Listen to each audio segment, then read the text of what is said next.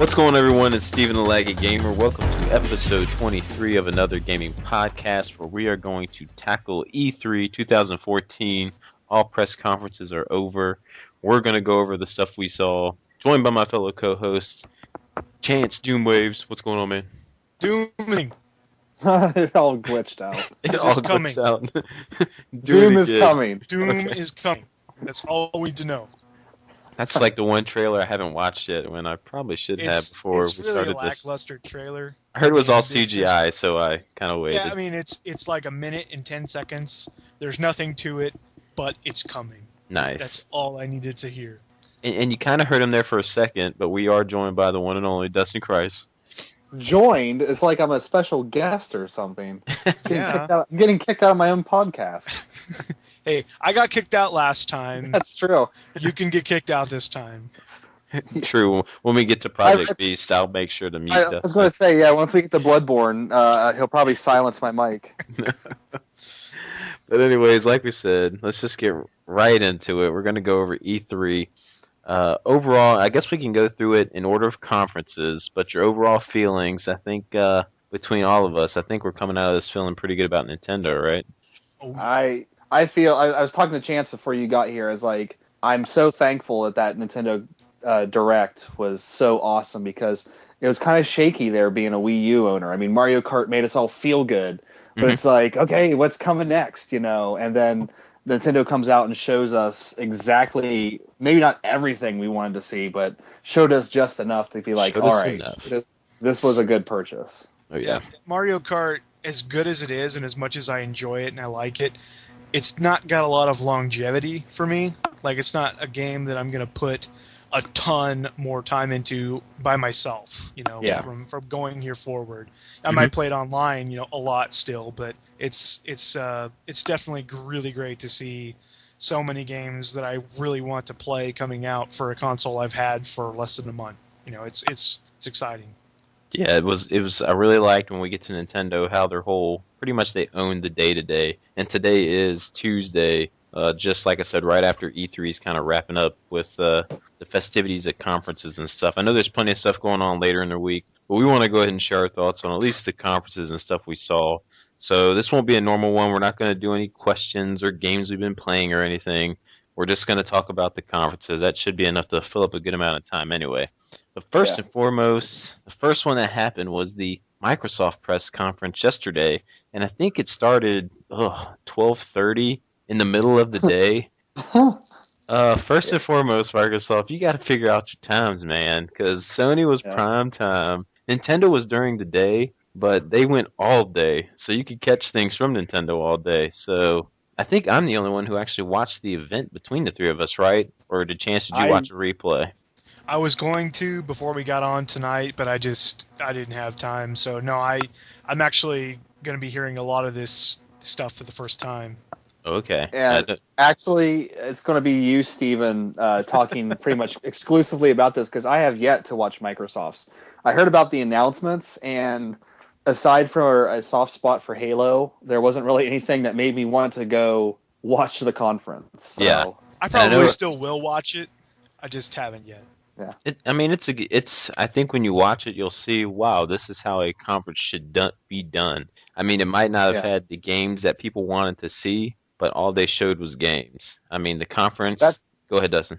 I was going to say, yeah, that's what I heard. I heard that they actually had a really... I mean, as far as... If you look at it objectively, they had a really good conference. Yeah, they didn't spend... We'll get to Sony of all the service talk crap they had during theirs. But Microsoft, Phil Spencer came out and said from the get-go, it's about the games. That's all we're going to show you. And even when it got to the games that no one... there's a Disney Fantasia dance game, I think, coming out. I think he spent 30 seconds on it, and they went by it. Because they're like, no one's going to want to hear about this crap anyway, so let's keep going. So they did a great job of the flow of the conference, just talking about games. And it was just great seeing these games come across the TV. Now, on the downside, it's whether you're going to be a fan of what they showed you or not. And it is Microsoft, and it is E3. It's over here in the West. So it was really Western heavy on shooters and games like that. So if you're into that stuff, you probably really enjoyed the show. I remember telling the guys during the chat, we were all talking about it in the Facebook that I mean, there's I want to play almost all these games that they announced. It's just, is it worth owning a console to get them? Because most of them are multi-plat. So what I'll do, since you guys didn't watch it, we'll start I'm from the looking at a get-go. list now. You are.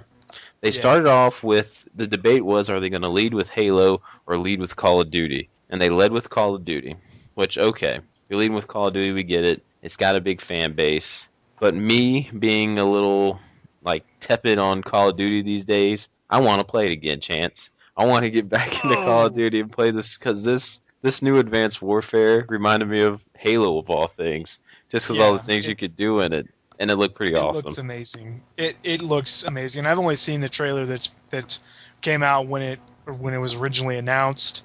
I don't know if the trailer they showed last night was or yesterday was any different than that. But yeah, it looks like a lot of fun. And it's not from for a multiplayer standpoint. I'm talking single player. I want to play it. Did my mic go out? Nice. Okay, my mic's No, there. I hear you. I mean, the single player just looked cool because when they do their Call of Duty demos, the guy walks up, he doesn't say anything, he plays the game. There's not annoying commentary in the back like in the Division. It's just you're playing the game, and I got caught up in the story, man. It looked really cool. Dustin, I don't know if you saw anything from it. I know you're not a Call of Duty fan, I've but seen I've seen images online and mhm. stuff like that. And yeah, it does remind me a lot of like these other first person shooters. And you know, as much as I am not a Call of Duty fan, I do have to give them props for evolving the series because Yeah, I think we can all say you know, I mean, I don't play them, but we made this comment with zombies and Nazis in regards to Wolfenstein. You know, we've been killing zombies for so long. It's so refreshing to go back and kill Nazis again for a hmm while. And I think we're all getting kind of sick of seeing the Taliban and you know the Middle East I as know. it's like you see it on the news and then you see it in the games you play, and it's I do kind of wonder how much it fuels like anti-Arabic feelings. You know what I mean? Yeah. So I don't. So it's refreshing to see sort of a change, I guess. Well, it was pretty cool seeing the change in it and some of the weapons and advanced grenades, jump packs, and stuff that you would see in Halo. It was just really cool and reminded me of that. So the single player, if it's one of those days where, man, nothing's clicking and I want a shooter, just go shoot things, that could be the one I'm going to want to get just to go blow things up. So it was a decent way to start. I did want Halo to start the show though, because come on, man, it's Halo. It's your bread and butter. Then they went to their It's their series. It's not you know Activision. It's Microsoft. You know, it's their conference. They should be showing their games. Well, even though I think 343, who's making it, is owned by Activision now, or something like Oh, are that. they? I don't know. Yeah, or maybe it's Oh, Bungie who's owned by Activision. I'm sorry. Bungie is. Sorry. Yeah, I think 343 is a Microsoft thing. It is. You're Yeah. right. But then they went to Forza Horizon 2, so that's their first exclusive they showed off. Of course, Call of Duty exclusive DLC will be first on Microsoft consoles. Whatever, I could care less if it's coming to your console first. Okay, I'm sorry about that. They make a big deal about that stuff online, but who cares? Forza Horizon 2. If anyone played the first ones? Nope. Forza Horizon. It was pretty fun. Not a system seller though, so if you're into racing, it looked pretty. I know Oh, Aerodynamish. He's hyped yeah. about that one. I'm sure Ernie's all excited about it. He loves his racers. hmm So And Forza is a good series. I liked. I think the last one I played was 3 though, but that was more sim. I hear the Horizon's more arcadey, kind of like Need for yeah. Speed, which I like Need for Speed. So then they showed Evolve, which they played it like I thought Evolve was going to be a PC Microsoft exclusive the way they were talking about it, but it's actually Nope. multi-platform as well. And Evolve is a game that I'm kind of really interested in. Their co-op seems to be a really big thing going around these days in the industry. And if you're like I know Dustin, you love your single player stuff. Chance, you hop online, we'll play Halo and stuff back in the day. But if you're not into co-op these days, you could be getting left out in some of these games. What are your feelings on that? I watched a lot of Evolve at PAX, hmm and I have absolutely zero interest in it. Okay. Well, what about it you didn't like? It's just like, you're just hunting a monster. It's just Yeah. it just didn't really appeal to me. I was like, Yeah. you know, I mean, I could see it being fun, you know, and especially for like which I don't know, we probably never do it for a game night. Yes, Well, it's only no, like wait, it, 4 or 5 people. So. yeah, But I could see it being fun if you like that sort of thing. But for me, not so much. What about you, Chance?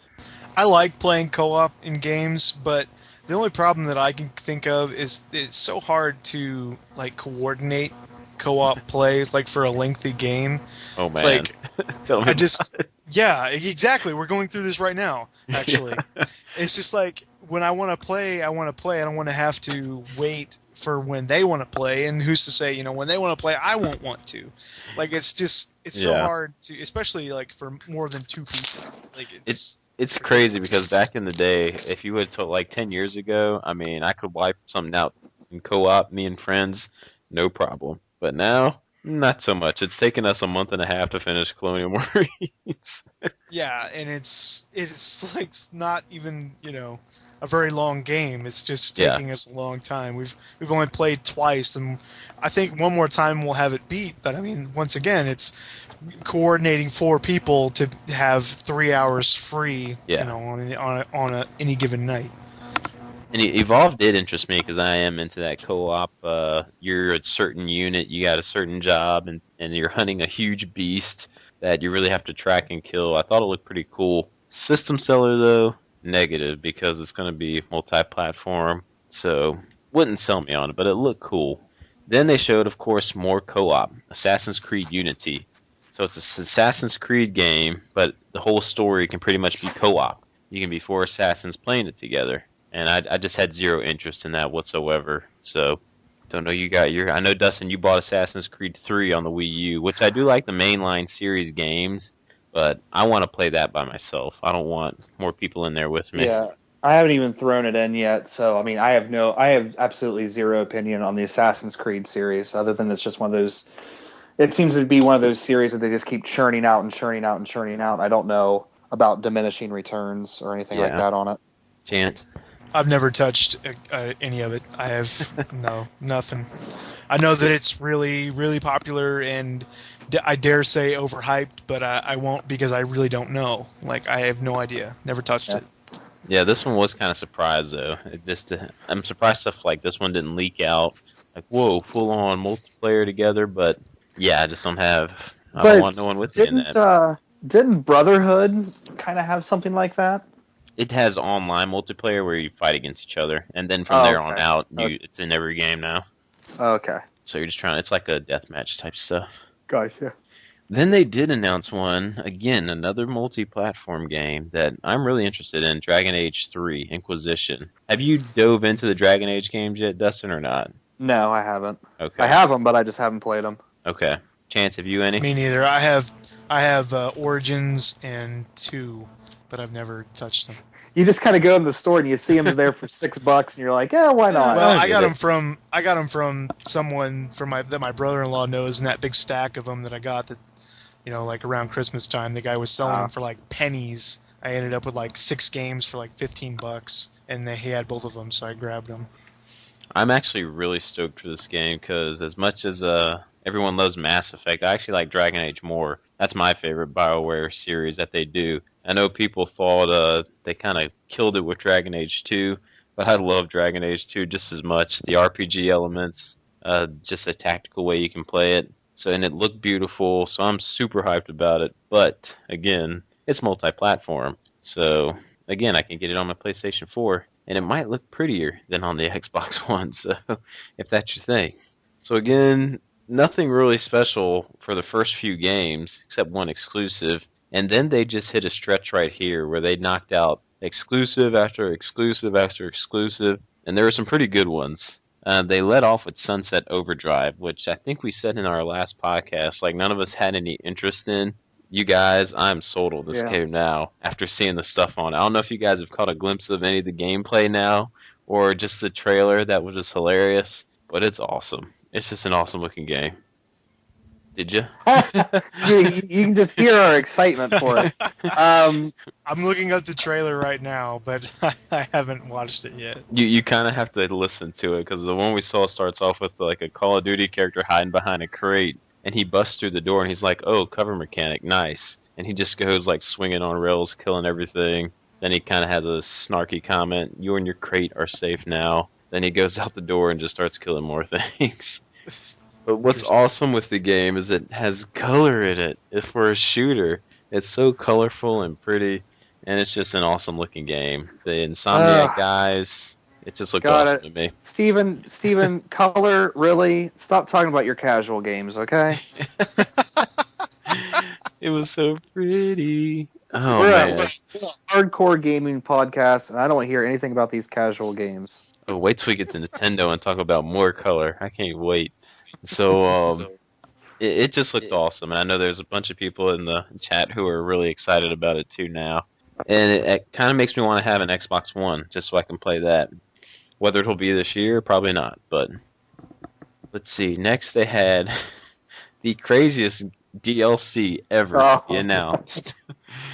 Super Ultra Dead Rising 3 Arcade Remix Hyper Edition EX Plus Alpha. Please tell me y'all tried to look at a trailer for it. No. I saw the name. I saw the name, and I did kind of a golf clap to Capcom because I was like, finally, they're taking the piss out of themselves. Yeah. Because how many? We've always made the. I mean, hell, Ultra Street Fighter 4 was kind of a joke with us for a while. And then they actually announced it. And we're like, oh shit, they actually used it. But when they showed the things for, I mean, even Johnny Millennium, he did his video. He wants to buy an Xbox for DLC now. I mean, it's insane. Like, you want to get an Xbox One for this stuff. People are saying that. And all it is a DLC pack, which looks like you can wear costumes from other Capcom characters in the universe. And just some crazy modes. I think I saw him fighting a huge, like, robotic-looking Akuma. And it just looked insane. It looks insane. So that's really all I have to say about it because I haven't played Dead Rising 3. I don't know how it works. But just the title alone is pretty awesome. Yeah, I think that's like for me. That's kind of where it begins and it ends is that title, and then other than that, I'm like, man, I don't really. I played Dead Rising 1, but again, with these types of games, I usually don't actually play the game. I just run around with a Nerf gun and shoot zombies with a Nerf gun. You know what I mean? Yeah. I watched my brother-in-law play it for a little while because he has an Xbox One, and it looked fun from what he was doing. He made like a gun that shot dildos or something like that. It was hilarious, but like would I ever like buy this game? I really don't know. Maybe if it was really cheap, but I don't know. All right, I'm just gonna go through the next couple here just so I can get these out in handfuls. Since y'all didn't watch it, it's kind of bland me saying something then. I was being like, yeah. I was being like, well, that sounds kind of lame. So they spent Dance Central 4 they announced and Disney Fantasia, but they lasted about a minute talking about both of them because they knew no one cared about them. Then they went right to the next game, Fable Legends, which if you're into Fable, kind of mixes it up where this is again co-op centric game. You can go online with 4 people going through a dungeon. The only side effect is you can actually have people being the villains, setting up traps in where the enemies go to make it harder for you. That is kind of cool because it's like a Dungeons and Dragons dungeon master type thing going on. That sounds Cool. It was 4 people trying to go through the dungeon areas, while 2 people are kind of like you said, the masters, or setting the traps, setting the enemies. But they couldn't go in and control an enemy per se. They're just placing them in spots to try to slow them down. So the heroes looked overpowered to say the least. I don't think being the villain you stood a chance. So yeah. Then they went on to Project Spark again, but this time they introduced Conker in it from Conker's Bad Fur Day, which was, I don't know, that was like a double-edged sword. Like, you were excited to see Conker, but then he says a remark like, it's been 10 years I've had a game, so let's just make our own. Okay, so you're too lazy to make a Conker game. We get it. So making us make our own Conker game? Whatever. But I thought Project Spark was all like family friendly. Is Conker now family friendly now? Jesus, can't talk. From what I saw from this Project Spark, it's just you can use anything to make games. It has a cartoony look to it, but Conker kind of fits into that look since he's kind of cartoony. So I don't know. Until he starts talking, yeah. It was funny because the guy from Rare came out. He's like, we just brought back Killer Instinct, and we're going to bring back another old franchise. So everyone's thinking, oh man, maybe a decent Banjo-Kazooie or something this time. It's happening. No, it's just Conker's going to be a character. Or no, I'm thinking of Phantom Dust. I'm sorry. I'm so sorry. They're thinking of Phantom Dust announcement. So there you go. Phantom Dust was announced. The rare guy. I got So all mixed Rare. up. So the first Phantom Dust was by Rare. Uh, I don't know because I don't know nothing about Yeah. Phantom Dust. But See, when he that's the said he thing. wanted to bring back an old franchise, there's no way they could have done it, right? Yeah. See, that's the thing about Phantom Dust is I know the name because every now and then when I go to like a retro store, I see the game setting there, and I've looked at it several times, but I just never pick it up. So I don't really know what it is. Yeah, I'm looking at And the cover of it. Looks pretty cool. yeah, everyone's kind of seems to be excited for Phantom Dust, but I just don't know why. I don't know. So maybe I that's one that I do Keep a lookout later. for. Yeah, I do want to kind of go and look at a trailer for it and see like what the deal about Well, the this. trailer didn't show much. It showed two people with magic powers running at each other, and this No. does have multiplayer in it, but Well, I don't know of what it course is. it does. So, anyways, yeah. But they had Project Spark.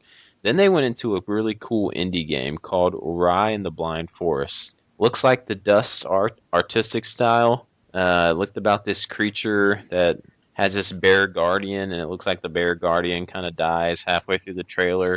I can't really tell what you're doing, but it's like a platformer, but the art style and everything just look beautiful. So if you were into Dust or anything like that, just give it a peek, and you'll probably be visually impressed by the game and want to give it a try. But I don't know if it's going to be PC or just Xbox One. So Hmm. Dustin and Chance, you guys got to look at that one. I did hear that their indie lineup was pretty impressive. Yeah, since I'm on it, I'll just go. They have a list of all the indie games they've shown, but I won't. I'm just going to go through them because I don't know half of them that they are, and I don't know if they're even exclusives. But White Knight, Earthlock, Cuphead, Hyperlight Dipper, I don't know. Mighty Number Nine, they actually showed that playing in the background. That was cool. Below, I mean, there's a bunch here. I'm not going to go through them, but they did show a bunch of indie games during that, so it was really cool to see that for you Xbox One owners who don't think you have any indie love. Then the big boys came out, Halo 5 Guardians. And I'm kind of torn on this one, Chance and Dustin.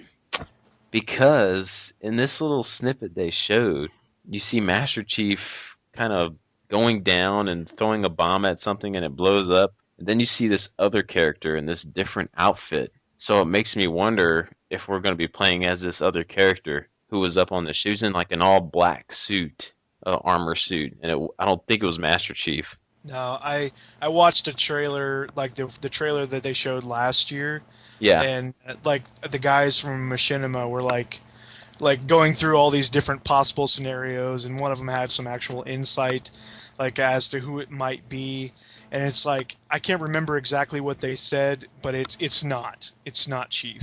yeah. So I'm wondering if it's going to be one of them like Halo 2. You're playing Arbiter, then Chief. Maybe it's going to be like that again. Maybe you play both. And I Kind of think that like would two be did. cool. I think that would be cool because I did like 2, and I didn't necessarily like playing as the Arbiter, but I appreciated what they were doing with the game. Like I liked it. It'll just be interesting to see where it goes because it was kind of kind of weird during the announcement. The person announcing Halo 5 kind of spoiled the ending to Halo 4. So people were Oh, like, "What in the world? What if we didn't play 4? You just ruined it." Especially well, since they announced that the Master Chief collection's coming in with 1, 2, 3, and 4. But here's the ending of the 4. It was just really weird. yeah. What happened? I don't know. Like with the way that 4 ended, they really do kind of need to take a different direction. So I'm okay with something new, I guess. You know what I mean? Well, it's supposed to be a continuation, so Well, I know, but I yeah, mean, like, it's not going to be just Chief and Cortana. You know, yeah. it's got to be something. It's got to be something different. So I mean, whatever. You know, I'll play it no matter what. So you said you had a soft spot in your heart, Dustin. Halo. Not Yeah. enough to make you purchase one yet, though. I mean, that I would buy an Xbox One and I'd have Halo 5, and that would be it. I Because mean, it's huh? coming out next year. I'm thinking, will there be one more price drop? I don't know. I mean, will it? If the system's what's it selling for now? 400 without the Kinect. 399. So if Yeah. it's 349 come holiday season with the Halo bundled in, maybe. I don't know. I don't know. I mean, I really don't know Special because edition console, pretty that doesn't colors really, on it. that doesn't do anything for me. Um, but that's the thing. It'd be I would have that, and I'd have Halo 5, and that'd be all I'd have for it. So, Hmm. I mean, further down the road, once more games get released that I want for it, I'll probably pick one up. Yeah, But I'm not going to pick one up just for Halo 5. that's the beauty these days of being a gamer of this generation. We don't have to buy the system now because the games will still be around 10, And a lot 15 years from cheaper. now. Yeah, and a lot cheaper. Well, especially the popular ones. It's like I can understand, certain games, based on their obscurity, you might worry about their availability, a ways down the road. But Hmm. something like Halo is just going to be like Halo 5 is not one of those games. exactly. It's going to be in every stuffed in every nook and cranny, Yeah. when the system Well, is towards the end of its life. Blazing Angel still the The, countless the hunt rarest, for some. Yeah. rarest PS3 game ever made. But then when we mentioned Halo 2, but they did announce the Halo Master Chief Collection, including HD remakes from Halo 1 and 2, and of course 3 and 4 are already kind of HD. But I love Halo 2, and I really want to play that in HD. No Plus, it's reach gonna. and no ODST. I was going to say they're missing No. the best game in the series. Oh man, Yeah, they It's a- kept it with the it's main a damn line, shame. Damn shame.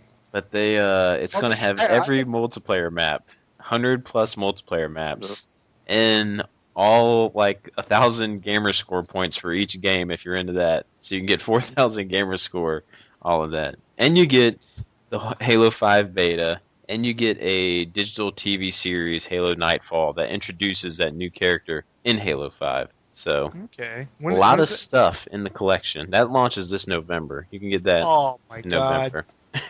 You're telling me I've got to get an Xbox One by the end of the year? Whitney for Christmas. Oh We're my giving you god! let you be on the hunt.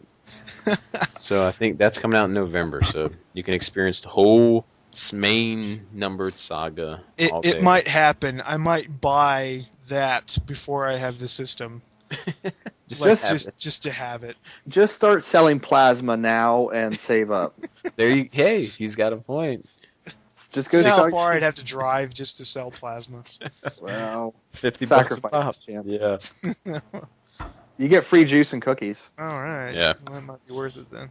And then I'll try because I know y'all watch the Sony one, so we'll get through the rest of these. They did show of course, these are all multi-platform games. The new Tomb Raider, which CGI trailer, but I think me and Dustin we really enjoyed the first Tomb Raider remake they Yeah. just did, so I will definitely play the newest one. And that's another one that I need to watch because they were talking about like I don't know if I want to ruin it, but she's like talking to like a counselor or something, Yeah, like a psychiatrist. therapist. Yeah. Yeah. So it was cool. Gave that personal feel and touch to the game. So it was really cool. Did you get it for free while I was on Plus Chance, or at least mark it for download? No, but my brother-in-law has it for 360, so I'll probably play it sometime. Highly recommend. Give that a play.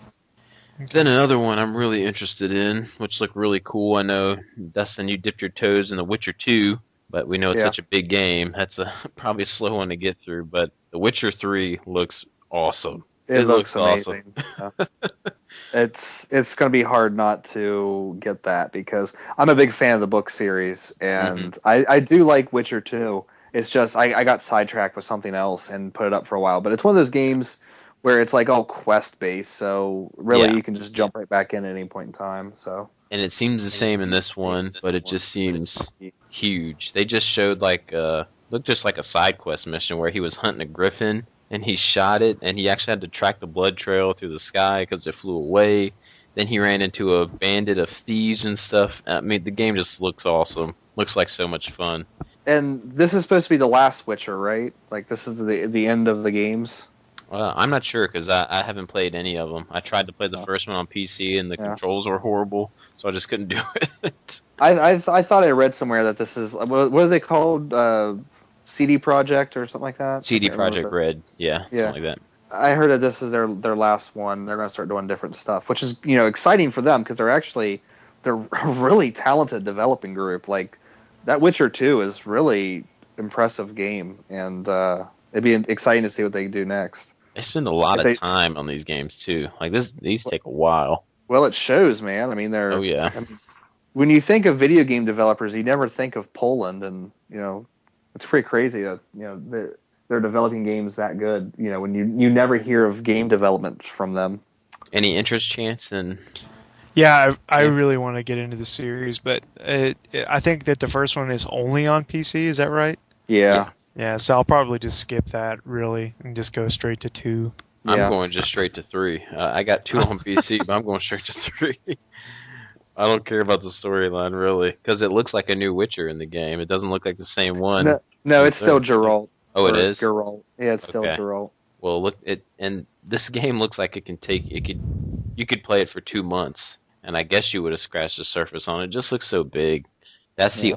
that's a good thing and a downside, because sometimes I want to just move on to the next game. Like you said, Dustin, you put Witcher 2 down, and it kind of fell to the burner. So Yeah. we'll see. So they showed that in the Division, which I'm still interested in the Division, but they do one of the things I hate they do during press conferences. They'll show off the online with it, and they'll have this like fake commentary where the people are talking to each other, and no one talks like that online. I just hate Yeah. how they portray us online people talking like that. Oh man, sweet kill. I Oh, don't know. I didn't let's watch it. check out this sweet loot. Oh man, you could really use this. Yeah. No, I'm stealing that loot, and I'm telling you I didn't have it, so I can sell it for extra gold. What are you talking about? That's not what I would do. Yeah. But it still looks like a fun game to play online together. I know you were semi interested in it last year, Dustin. Don't know Yeah. if it's still holding you in or not. Or Well, I think as it gets closer to release, maybe. But like right now, I'm kind of lukewarm to it. But yeah. I'm sure as the release date gets closer, I'll be more interested in it. And then they ended with 2 more ones I'm really excited about exclusives. A Scalebound, an exclusive from Platinum Games, which I love all the games they do. They're just action packed and over the top. This one looks just as much to be so. It's you're a guy who looks like a Dante wannabe from the Devil May Cry, the new reboot of it, and you just got this huge dragon you're riding on. It looks like you're fighting other huge dragons and beasts. He got covered in this scaled armor from a dragon. It was only a CGI trailer, so don't know really how the combat and everything will be. But if you know Platinum Games, it's probably going to be crazy. So I was pretty stoked about that. And Crackdown 3. I love the Crackdown games. They're so much fun. Being an agent, leveling up, leaping buildings. If you played Saints Row 4, Crackdown did it first. So there you go. Those were how they ended their show. Not sure if y'all have any interest in any of those. Well, yeah, that's the thing. Like after I was thinking about watching it, and then after reading the list, it's just like I would like to see The Witcher and The Division, and I think there was one Halo 5. I would like to see that stuff, but to watch that entire conference, nah, no, thank you. Yeah, a lot of shooters in it. So, what about you, Chance? Those last 2?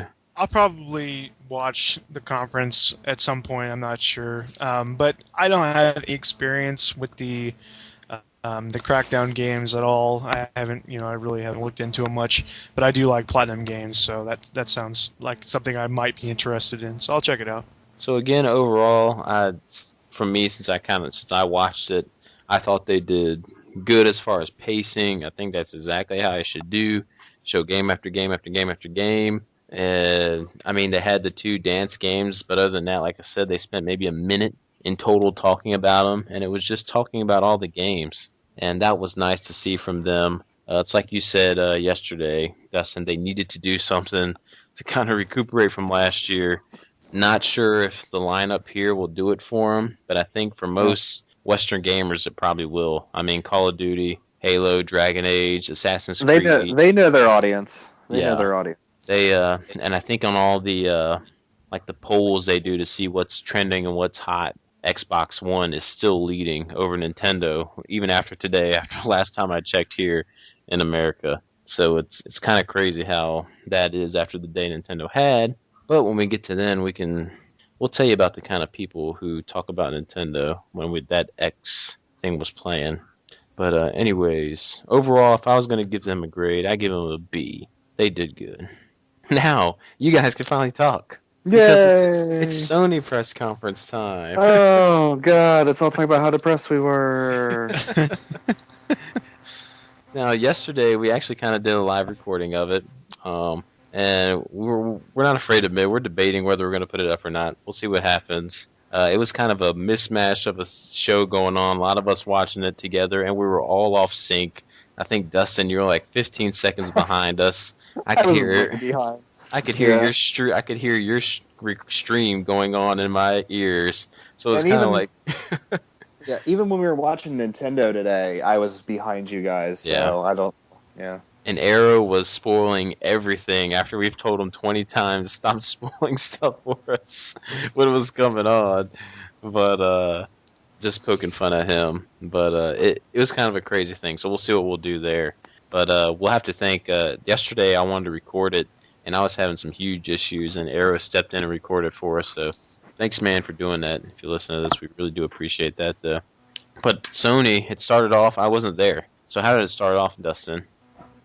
Oh Jesus, I think you God, I said don't. I think you said Destiny, right? Was that Oh the yeah, they first started. They thing? started off with Destiny, which What they show from I it? well, it was kind of like a trailer thing, and then it's kind of interspliced with some gameplay footage. Okay. But watching it and looking at the enemies and the vehicles and everything in it, if you're a big Halo fan, there's going to be almost next to no like confusion with this game because I was looking at enemies and I was like, oh, they look like the brutes. Oh, these ones look like the elites, and you can kind of already see how the classes kind of work with the enemies and stuff like that. But that being said, the scope of Destiny is just far beyond the scope of Halo, and Yeah. I for one am really excited to get this. I really think it's gonna be something special. That will be when I get the PS4. I'm gonna get that bundle, the white console, which I actually was having second thoughts about because it's a white console. So It's gonna dust They get and were pretty dirt. proud of dirty. it too. Yeah. It's First ever white PS4. it was. I'll get. And You let me know tell what? you, Go ahead. with those like how like the sides of the PS4 are like separated. Hmm. You know what I mean? Yeah. Like dust gets in because that's where the fans are. Dust just cakes in there. Oh, it does. So that white PS4 is going to look like garbage That's after what a I was gonna while, say. I'm unless having you're like second thoughts. constantly unless you're constantly cleaning it. Yeah. What about you, Chance? You're a big Halo fan too. This is coming out on PS3 and Xbox 360. So, any interest in getting it? Definitely a lot of interest, but at the same time, it's not something that I'm like really salivating about. Like it does look awesome. I won't take anything away from it. It's just I don't know. I'm not as excited as other people, and maybe that's because How can you It I'm doesn't not have the salivate as for into. Halo but not Destiny? I don't does know. it It, doesn't have the nostalgic pull. It doesn't have the yeah. yeah. I don't know. It's really unexplainable. I don't know. I honestly just haven't thought to myself, man, I can't wait for Destiny to come out. But I don't know. Explain this. You're getting kicked again. Hold on. No, I'm just kidding. It maybe when it comes out, I get it. Maybe I'll understand then. No, I Because actually that's found something I have to myself. experience. Oh no, I understand. Every time I keep seeing new stuff from it, I just continually get reminded, like, oh, this just looks like Borderlands, and I've played, so I know what this co-op four-player loot experience is going to be. But I'm just really excited about the universe that it's going to be in. Not so Yeah, much the gameplay, just like the universe. It's going to be cool. yeah, So yeah. that looks, Like I said, I won't take anything away from it. I think it'll be a really great game. yeah. Then I came in late, and they were showing the Order 1866, and we saw it. Man, the game kind of looks so good, you guys. And you did watch the whole Sony one, right, Chance? Yeah, Okay. I thought we were watching a trailer at first again. Then all of a sudden, the character actually starts shooting at this It drops werewolf in right it. in. Yeah. I was like, "Whoa, this is gameplay. This looks really, really good. Like as far as visually, because I thought it was a CGI trailer." Yeah, Because I think visually it looks stunning, but I worry that the gameplay because it seemed very like Resident Evil meets Gears of War, which on the one hand sounds kind of awesome, but it's like part of me is like I've already played those games. I yeah, played Gears of War 1, I've played Resident Evil. I don't know what it is, but like that was just kind of the entire thing for the Sony conference. Really, it's just like it's been there, done that, kind of already. and I don't mean to cut us off, right? before Chance gets to talk about that. But you kind of made that remark. You've been there, you kind of done that, and which is weird because when we get to Nintendo, kind of been there and done Well, some of their games, but I'm still kind of excited about them. that's true, but like some of them, like when we get there, we'll talk about it. Like some of Yeah, them, they're kind of reinventing the wheel on it. I'm kind of really true, excited to see true. if they're going to reinvent the wheel on it. So Just some touches. Like, okay, what did you think about the order, Chance? It looked like it would be really frustrating to me. Like, I don't know. I'm really reminded of like The Last of Us, like the style of like shooting, Yeah, and as good as The Last of Us is, like as a whole, like I suck at the game so much, like that I find it hard to play. Even though I like it a lot, I'm about halfway through the game, and I should just really just finish it because I want to experience the story. But I just have that feeling that it's gonna end up being like that for me, like a game that I can enjoy on one hand, but also is incredibly infuriating on the other. that Like I don't werewolf know. was taking some shots, man. It wouldn't go Yeah, down. So I'm like, oh my it looked goodness. brutal. Yeah, I really like the setting of the game because you don't yeah, really Yeah, see you don't see very many games set in that Victorian era. So it's true. really kind of an interesting. Well, it's kind of an alternate Victorian era. It's kind of steampunk esque. You don't really see yeah. a lot of that Yeah. Maybe if in we see games. more and know what's going on and just a little snippet. I mean, it's something I'd probably want to play just when it's cheap, like a Yeah. $20 or under game if you need something And like that. it really made me think of the Evil Within. Like when I saw the Evil Within demo at PAX, like it really kind of reminded me of that too. Okay. Then they showed a game that I didn't quite understand because we had a lot of jabbering going on while it was on, but it was called Entwined. Looked visually appealing. Was this the? This wasn't the one from the No, Journey guys. It. no. Can you explain it, Dustin? Do you remember, Chance, what this game kind It of was? it kind of reminds me a lot of like Rez in a Yeah. way, You know and what? You're right. but I don't think it has that same gameplay style. It seems It's like a twin stick something or other. Like you're trying to get the two yeah. characters to like meet Well, that's what without I was actually being able to touch. Like I don't know, it was weird. I was Okay. wondering. Is it twin stick or is it Yeah, co-op? I think it's twin stick. Like Oh, okay. you're controlling the Oh, fish God. with one stick and the bird with the other. It's going to be Okay. brothers all over again. Yeah, it actually, like, to me it kind of seemed really frustrating. Like Yeah. I was like, how the hell am I going to be able to do that? But I probably won't. So it looked visually attractive, but I don't know too much of what was going Yeah. on there. So then they showed some infamous Second Son standalone DLC, which I didn't pay much attention to. I know Dustin, you really enjoyed Infamous Second Yeah, Son. I will. I mean, I'll probably look into it because the neon powers were my favorite powers in Mhm. the game, and it's all focusing on the character who has the neon powers in the game. So, depending on the price point, I might Awesome. definitely download that because I thought Second Son was a lot of fun. Yeah, I mean it's got nothing on the Super Ultra Dead Rising Thing Arcade Remix Hyper Edition EX Plus Alpha Oh DLC, Jesus! but Have you been I mean, you've been practicing that today? You were like, I'm going to do that tonight. I'm going to practice all day. I winged that one, baby. I winged it. Oh, good. So they showed. I think we ragged on this game more than we probably should have during the reaction. But Little Big Planet 3. I mean, Ugh. it's got a solid fan base. People really love that game. That's one my It wife just actually went on played. forever. It was painful to watch them play it. You don't. Absolutely painful. There's no at this when you get to the third game in the series. There's no need to spend that much time on its gameplay mechanics. Ugh. I People get know, that they were trying to show off the new characters or whatever. I get it. Yeah. But my God, at what point do you say, okay, let's just turn it off? We can't get past this part. Like, oh The- my God. It was That's where the frustrating. pacing of the show kind of was it like, ground okay, to a halt. what is And going this on awkward here? laughter on stage. I couldn't hear anything on stage because what we were Oh my God. doing behind the scenes with it. Yeah. There was just a lot going on during the live reaction. People are going to want that live reaction now, Dustin. Yeah, I wasn't there. Yeah, I guess know. we should mention But that. I wasn't. it was pretty crazy. We're ragging on it pretty hard just because there's been kart racing. There's been 1, 2. There's been one on the PSP. There's one on the Vita. There's so much Little Big Planet, and we're not into building our own stuff. Like, build something for us and play it. But Yeah. if you're into user created stuff, I could see how people might love it. I That's want not- you to make. I pay you guys to make the game for me. I don't pay The only game I would ever buy that's like that is RPG Maker, just because I have Yeah. an interest in trying to make an RPG. But I don't know that I actually really kind of want to try the Mario Maker, but we'll talk about that later. Yeah. well, okay. But then came Dustin's most excited game of the year. Actually, actually the CGI trailer, we can't judge anything from it really, because I think atmospherically it looked pretty cool. That's what drove me nuts. It was and we'll talk about this when we get, of course, to we get to the Nintendo's thing, Yeah. and the reaction to Nintendo's stuff. But it was a CGI trailer, and everyone just whips out their dick and starts rubbing it, and I'm like, it's just a CG trailer.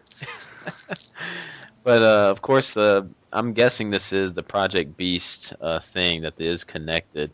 They did show like 15 seconds of gameplay that leaked out a week or two ago, but this was just a CGI trailer, so we don't know how the game plays.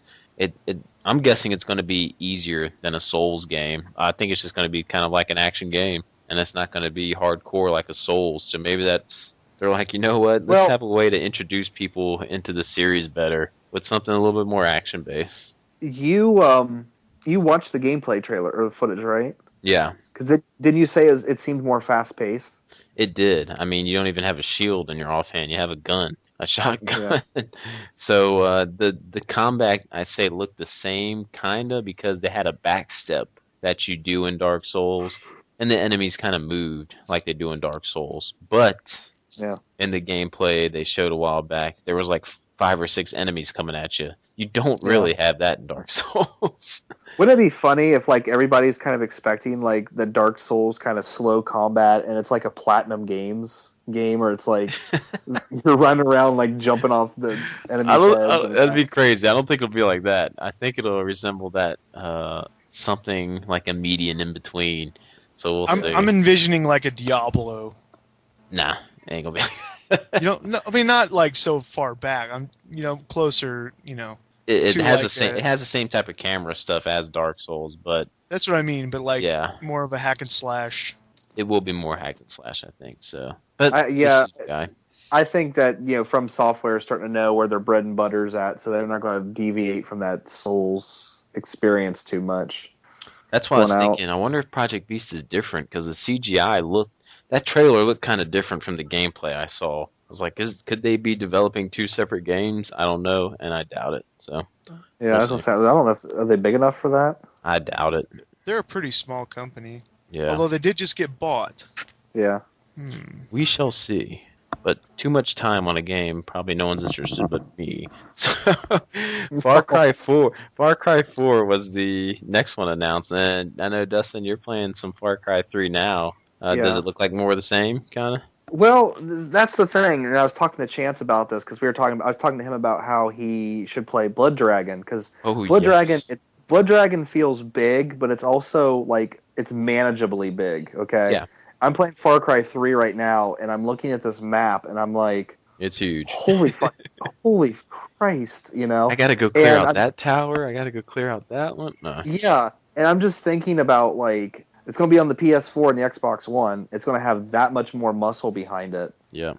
How much bigger is it? Because we were watching that trailer, and at one point in time, he grabs onto like a hang glider and just flies for what feels like a couple miles. That seemed pretty cool. I was like, whoa, that's pretty neat. But I'm wondering, like, if all that land terrain underneath of him is explorable, or if it was just, like a cutscene type thing. Like a cutscene thing. Okay. Because if it's all explorable, it's like, holy crap. I don't know if I can manage that. What about I love the villain. Oh, the villain, yeah. Did you guys watch the trailer where it's like the cutscene? Yeah. Yeah, I love that villain. He's like a classic Bond villain. What about you, Chance? I have not. I don't know. I'm just not real into the whole open world thing, and I know that's, I don't know, weird to say. I watched my brother-in-law play a lot of Far Cry 3, and he really loves it. It's just, I think it's just too, like Dustin, just too much. Do you like having a sense of direction in your games? Like, you know what, just tell me where I like to go here, and I'll go that way. Or do you like to be able to go do your own thing? I like more of the linear kind of gameplay. I mean, I always have. I mean, I feel like I get lost, and then I get bored. I don't know. Yeah, you'll get lost. In Blood Dragon, not so much, but in Far Cry 3, you'll get lost. Yeah, Yeah. highly recommend Blood Dragon. Gotta play that. I think a lot of people were wanting like That's its own yeah. standalone game to be like a Oh 15 man, hour game. that'd be so awesome. It would. The one thing I took away from the trailer is that elephants survive anything, especially explosions I to the know. face. You can still stand there as That indestructible. was Elephant. awesome. Then they I went wonder if you. on. Go I ahead. was gonna say. I wonder if you could hunt elephants, but then you can't kill with an explosion. So how you gonna kill an elephant? And it was like Chaos was saying that PETA was probably waiting to knock on the door if an animal got killed in that thing. So they Yeah. probably weren't going to do that on the live stage demo. But who knows? Then they showed Dead Island 2, which, man, when they were doing the first one, like you said, Dustin, that trailer for the first one had everyone like foaming at the mouth for that game. Because what is this thing? Then the game kind of came out, I think, to lukewarm reception. Like, oh, this is kind of what it is. Did anyone ever play it? No. Actually, it kind of cut out when you said the name of the game, so I didn't hear what you said. What the name of Dead the game Dead was? Island. The first Dead Dead Island. Island. Oh, yeah, I put it in, and there was something about the control scheme that I didn't like, so I was like, well, done with this. I couldn't was pretty remember what it was. I like loot games and stuff. I know when I put it in, it was wanting me to check. You can check too many things. Like, well, I get addicted to checking crates and stuff. Yeah. And if I can open up everything, no, and I took it out. I think the thing that really got me with Dead Island was the trailer was it was pretty awesome. Yeah. It was a pretty awesome trailer. And then you get the game, and it's just kind of like a bland first person Melee. melee game. And by that point in time, my distaste for zombies was starting to set in. And it's like, yeah, I don't really care. Talk about about complete flip on the second trailer. Yeah. I mean, mean- we thought we were watching a Dead Rising trailer because I thought I was watching like a Left 4 Dead one, and people were going to start coming Yeah. out and shooting things. Yeah, I thought it was pretty dumb. So I don't know how good Riptide did. I never thought they were going to have a Dead Island 2. Riptide, I thought, did pretty poorly because it wasn't hardly any different than the first one. Like it really wasn't even like an upgrade. Like it was just more of the same. So I think it sold pretty shit, but I don't know. So we'll see how that does. Then one you said you might try out for the first time, Dustin, Diablo 3, an Ultimate Yes. Edition, which yeah, I figure if there's ever going to be a time to try it is on the when it releases on the PS4. So I'm sure me and Chance can agree. You should go for it. Yes. well, the last time Steve and I took your opinion, it ended badly for me. So I Hey. don't know what to think about that. I never said get Dark Souls 2. That was not my opinion. I said Dark Souls 1. But anyway. That's all right. It's okay. You got a Black Armor edition out of it, so it's all good. It's all part of the plan. But yeah, Diablo 3. Anyway. Yeah. It comes with the Reaper of Souls pack and everything like that, so I think that's a good buy. And I thought it played really well on PS3, Chance. Like the controls were perfect for a dungeon crawler. Butter. Like So it's gonna be that much better with a DS4. Yep. And it sucks because I think I don't know for sure, but I thought I saw something that said that they're releasing that for PS3 362 with the Reaper of Souls. So I don't know. I really want it, but I'll probably wait till I get something else. Yeah, I'd say wait till you get your Xbox One, then rebuy it and play it like in a couple years. Yeah, because I really want to play Reaper of Souls, but it's not worth buying the game again this soon, I don't think. Oh, it's not coming standalone? Like no, it's I guess I don't know. Reaper of Souls or something. I don't know if they release like a Reaper of Souls DLC pack, I would probably do it. But I think that they're releasing like the whole game again.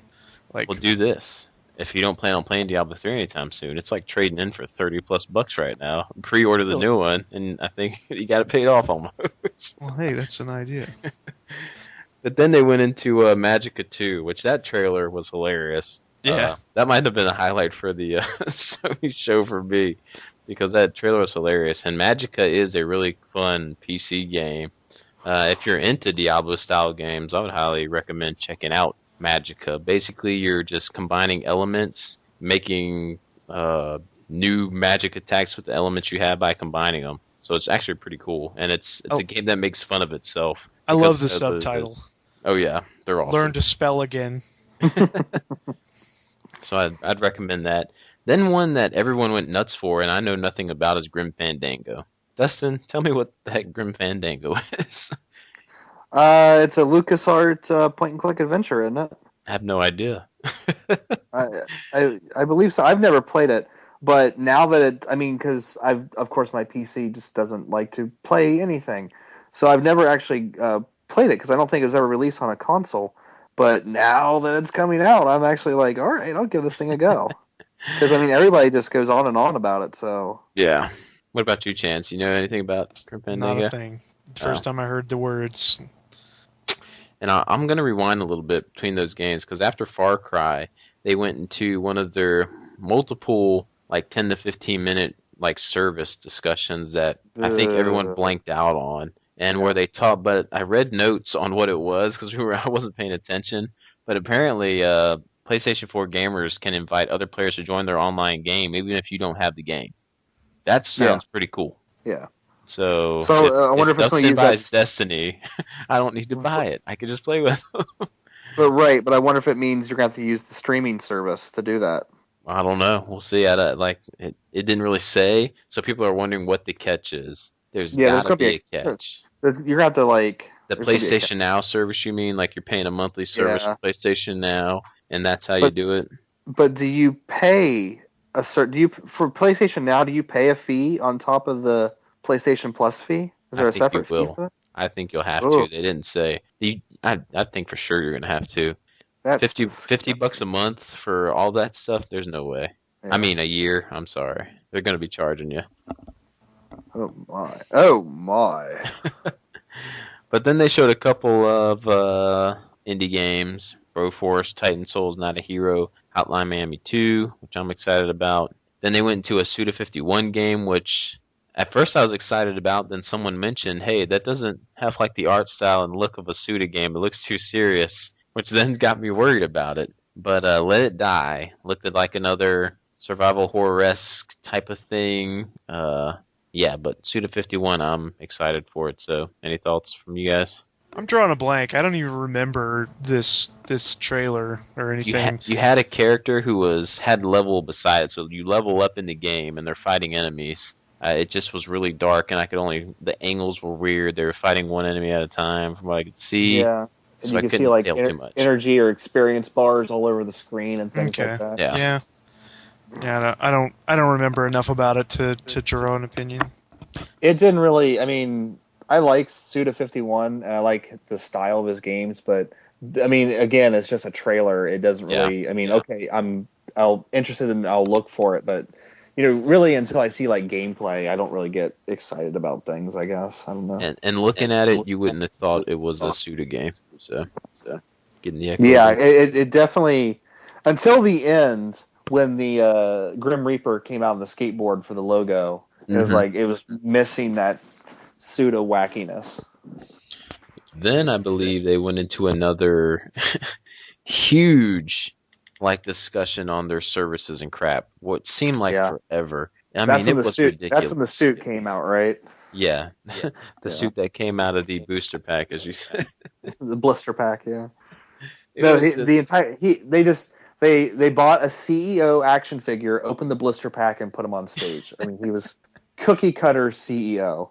It was just, I don't know. It lasted forever there, and it's talking something about PlayStation TV, which, Vita games on your TV, that's pretty cool. I don't know all the other services PlayStation TV does, but I'm not interested at all. What about for the Vita slot, so you can play Vita games on the TV? I bought a Vita so it could be portable. So, it'd be cool to do it, but But see, that's the funny thing. You don't like that, but if they made a DS card for the Wii U, you'd be all for it. Hey, you were the guys ramping about that. I was like, it'll help them make sales, but it could care less to me if it was on. I think it would. I think it sounds awesome, but that's because it's a good idea, but yeah. Well, I was talking to Calvin a little bit about it today, and it's he was talking about. It's like, yeah, I put over 100 hours into Persona 4 to Golden, so it would have been nice, yeah, from time to time to kick back on the couch, and play Persona 4 to Golden on the TV and not have to stare down at the Vita screen. So I really Yeah. understand like the wanting to break it up a little bit. And I remember watching Soft Otaku's video like I don't know, a couple months ago, where he Yeah. said his girlfriend at the time was playing like Yakuza or something on the Vita from his PlayStation 4, like from her house. Like he like turned on his TV and there was a game playing from his PS4, but she was using the PlayStation TV to do it. So I was like, that's pretty cool. Yeah. Yeah. And I don't know about anybody else, but playing like, especially I've noticed this with Demon Gaze, playing on that Vita for a long period of time, like my hands. I mean, I'm going to get carpal tunnel from this thing. Like my hands just Do go you have a numb. grip for it yet or no? You just play I with it. have, I don't. I've there's one at GameStop that I keep looking at every now and then, and I don't know. I mean, I need to get again Soft Taco. He Yeah. has one that I really thought was cool looking, but I don't know if it's over here. I have to do some research on Amazon. But that or playing Demon Gaze on my TV with my DualShock 3, I would Yeah. be able to play it with my DualShock 3 a lot longer. But is that worth what, another $100? I don't know. Probably not. Yeah. I cannot play the Vita without some grip attachment. That would drive me nuts. I don't know how you've done it all this time. I didn't know that. That's the only thing I don't like about the system. Like it is damned uncomfortable to Oh hold for a yeah, long time. because that touchpad would be in the way the whole Oh time. my god. Trying to play Street Fighter Cross Tekken on that thing is like something else. It is hard. All right, but before they announced that, I'm sorry that service rant. They did announce the two indie games, the Abzu. That's the Journey looking one, which Yeah. I thought looked pretty cool, like It looks exploring really, under the sea. yeah, but like it seems too meandering in a Yeah. way. Like the reason why Journey was so great was because it was very short, very concise, Hmm. but it did exactly what it needed to do. And this seems like you're just kind of strolling around at a leisurely pace. Yeah. And I don't know if it's going to have the same impact, but it does look really great. And one I'm super hyped about, No Man's Sky. Still kind of unsure what it actually is as a whole, but I know Yeah. we're going to be in a spaceship exploring other planets. It I seems Go ahead. very ambitious and very cool. Yeah. I worry that the game will be like a glitchy mess, Hmm. but at the same time, like just the thought, and I was telling Chance this earlier, just the thought of flying through space, flying up to a planet, going through the atmosphere, and landing on the surface without any kind of a break Hmm. is amazing. It is cool. Then wondering if the one you is this hostile? Are the things here going to attack me? Yeah. Am I going to have to defend myself? What's And going to happen? I said during the live recording that this is what Mass Effect needs to do. Yeah, Yeah. I completely agree on that. What were your thoughts on any of that stuff, Chance, when you saw those two games? I I wasn't. I must have just kind of been spacing off at this point because I did watch, and I remember the Absu thing with the fish and stuff, and Hmm. I remember just thinking, you know, I just wasn't interested. And then No Man's Sky is another one I just don't really remember a lot of it, even though Okay. people are talking quite a bit about it. So it should have been one of the ones I was paying more attention to, but I wasn't. And that's one that I thought was going to every console because they said console debut on PS4. It's coming to PC, but it didn't say anything about Xbox One on the link I looked up. So Did, there you go.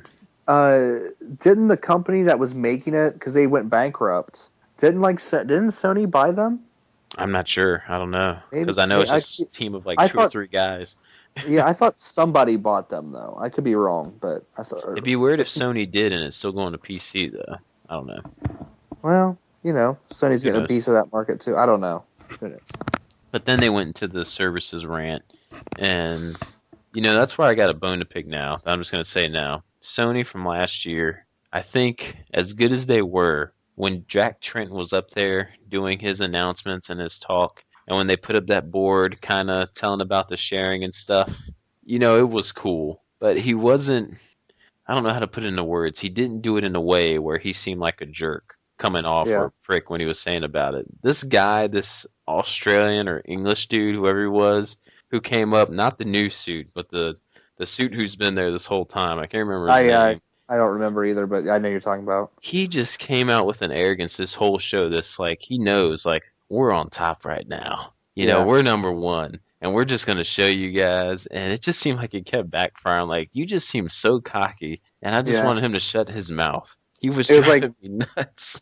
which I was never a fan of the Kinect being built into the Xbox One, but Hmm. he did have that little shot where he's like, our camera, which has always been optional. I was like, yeah, I see what you're doing. Yeah, I gotcha. But it was cringeworthy watching him, and it wasn't working this year. Maybe just because it was him, or just Jack Tretton's personality was so different from all theirs, maybe. But it just wasn't working for me this year. And I was remember a comedy bit from the Final Boss Man that I don't know if you guys ever watched it. I would like link it all the time. They did a Making the Band thing last year where he did a spoof where all the new consoles were coming out and they were all trying to they were in a band and they're like, well, we're gonna enter this contest of the battle of the bands and see who's the best, and they're all worrying. Microsoft thinks they're gonna suck because everyone hates them. Nintendo's worried because they think everyone hates them, but Sony is all excited because they just think they're good. Everyone's loving them, but they're so good. Maybe they're the bad guys, and they realized in the Making the Band episode that they were the bad guys. And this year they did come off looking like bad guys, like jerks. This would make sense if you guys watch that link. You need to take the time to watch that. Yeah, I do think they were probably riding a little bit high on the arrogance of last E3, and They were. yeah, I wasn't feeling it, but it. I mean, that with part felt like it lasted forever for him when he was on stage. yeah, it went on. I mean, it went on way too long. Yeah, It completely derailed the conference. but when he started to shut up, they showed Mortal Kombat X, which if you're a Mortal Kombat fan, it looked pretty cool. Looked like it's built off the Injustice engine, and it looked pretty sweet. So, a chance you're really into fighting games right now.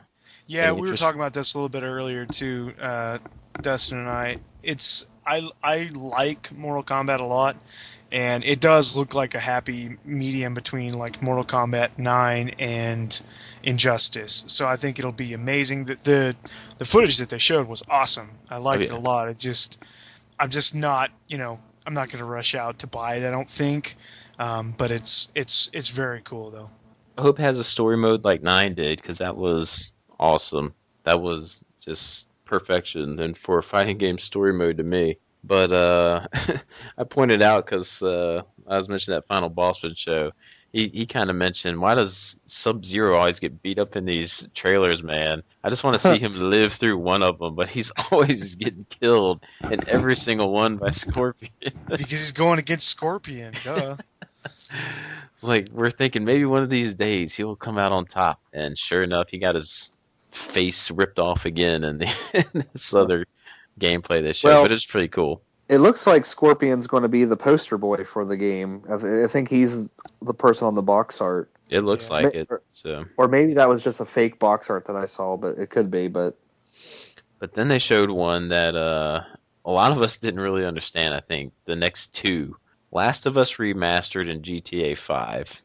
I mean, I yeah, was scratching my head at those, man. I mean, Last of yeah, Us was beautiful on the PS3, and I was saying during the briefing, kind of like a slap in the face to call it a remaster. How dare you yeah. call that remastering? But go ahead. And I think Alex pointed out that like Tomb Raider on PS4 looks different. I mean, it does. It Hmm. looks a lot better.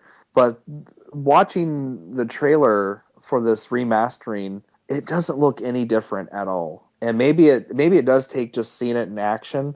Okay. But Yeah.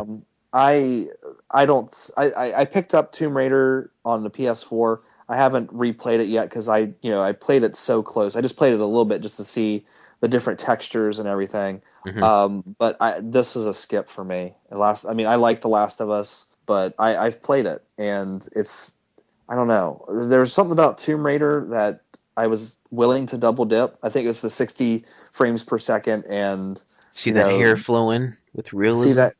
Ooh, Okay, would you play Tomb Raider again though? Like play through the yeah, whole game again? Now, yeah, would you play through The Last of Us again, even the PS3 version? yeah. But here's the PS3 version. Yeah, here's the thing though. Like I think like Tomb Raider came out at just a precise time because there was literally nothing else on the PS4. I remember you So I, saying that when you got it. Yeah. so I was like, well, I might as well pick it up because there's nothing else to play on the PS4.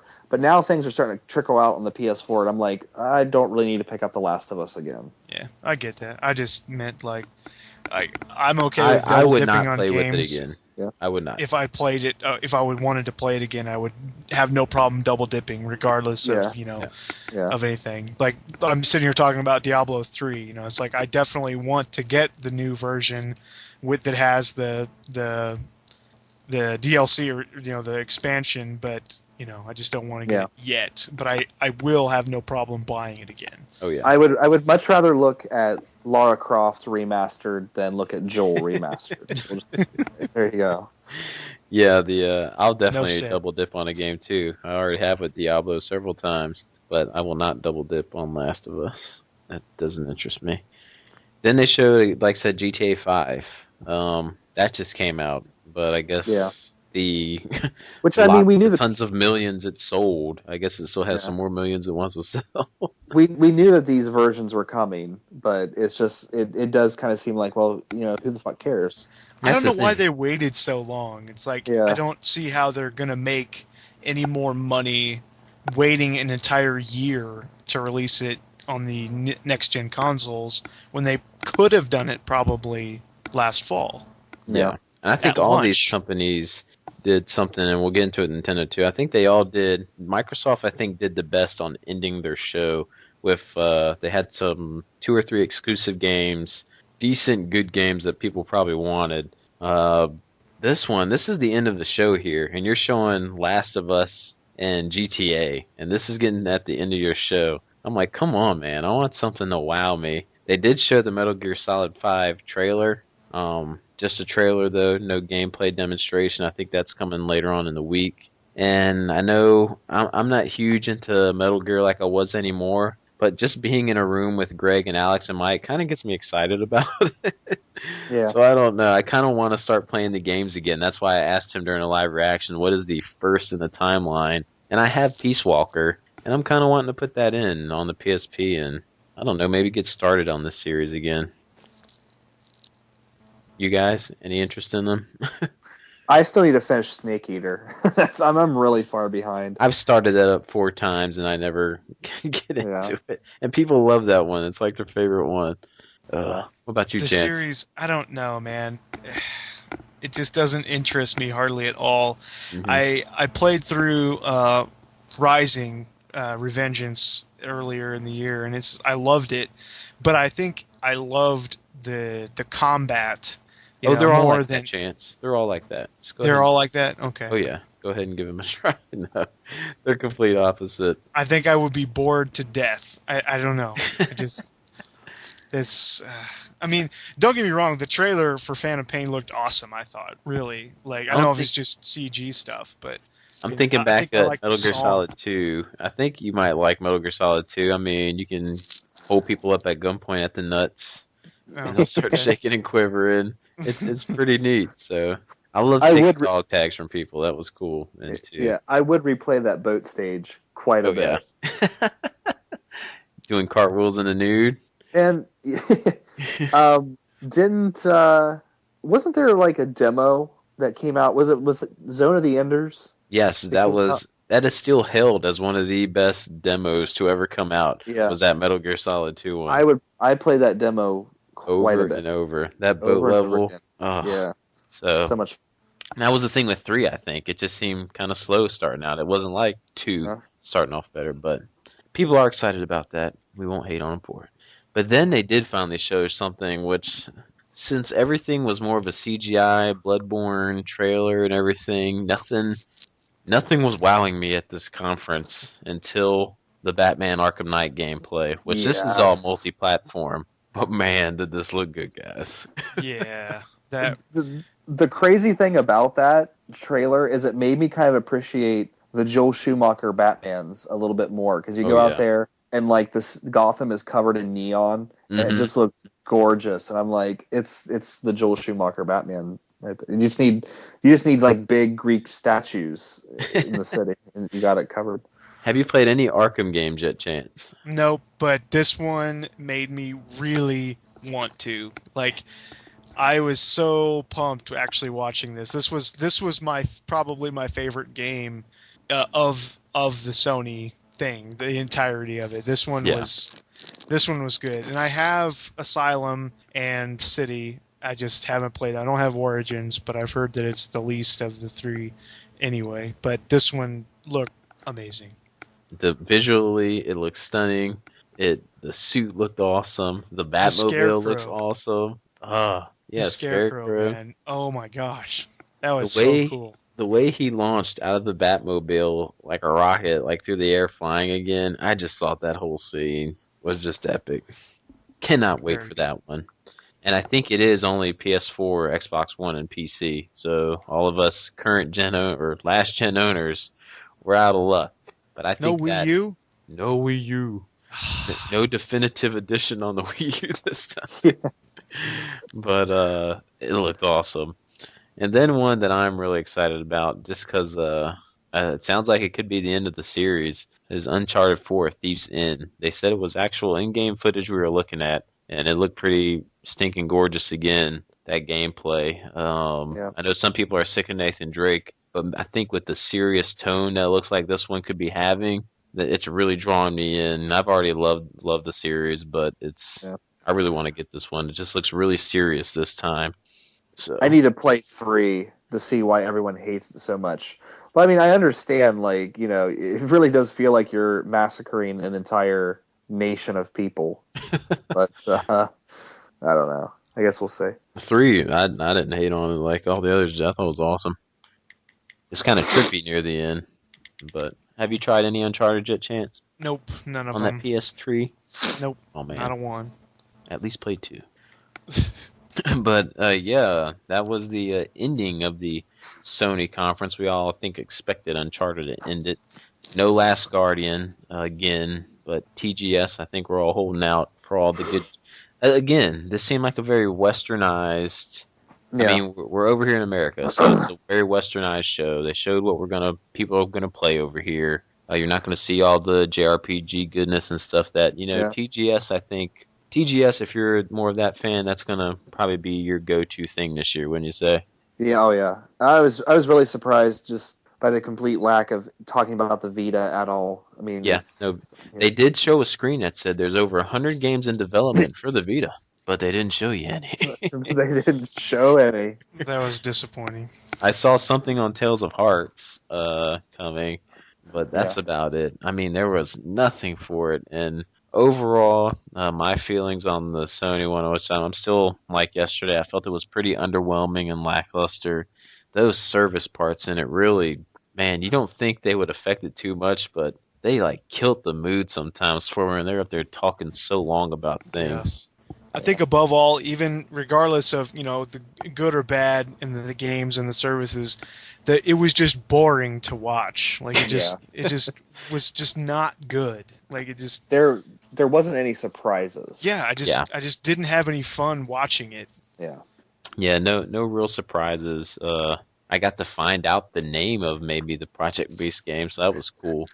But a game we all knew about is what I'm probably most excited about, and that was the Batman Arkham Knight, and that's coming out for every like an Xbox One too, so Yeah. not Yeah. exclusive. And Destiny again, of course, but I mean we all know about that one. Yeah. So yeah, if I'm shooting out a grade for them too, I'm giving them a C minus. So Microsoft did better than them, in my opinion.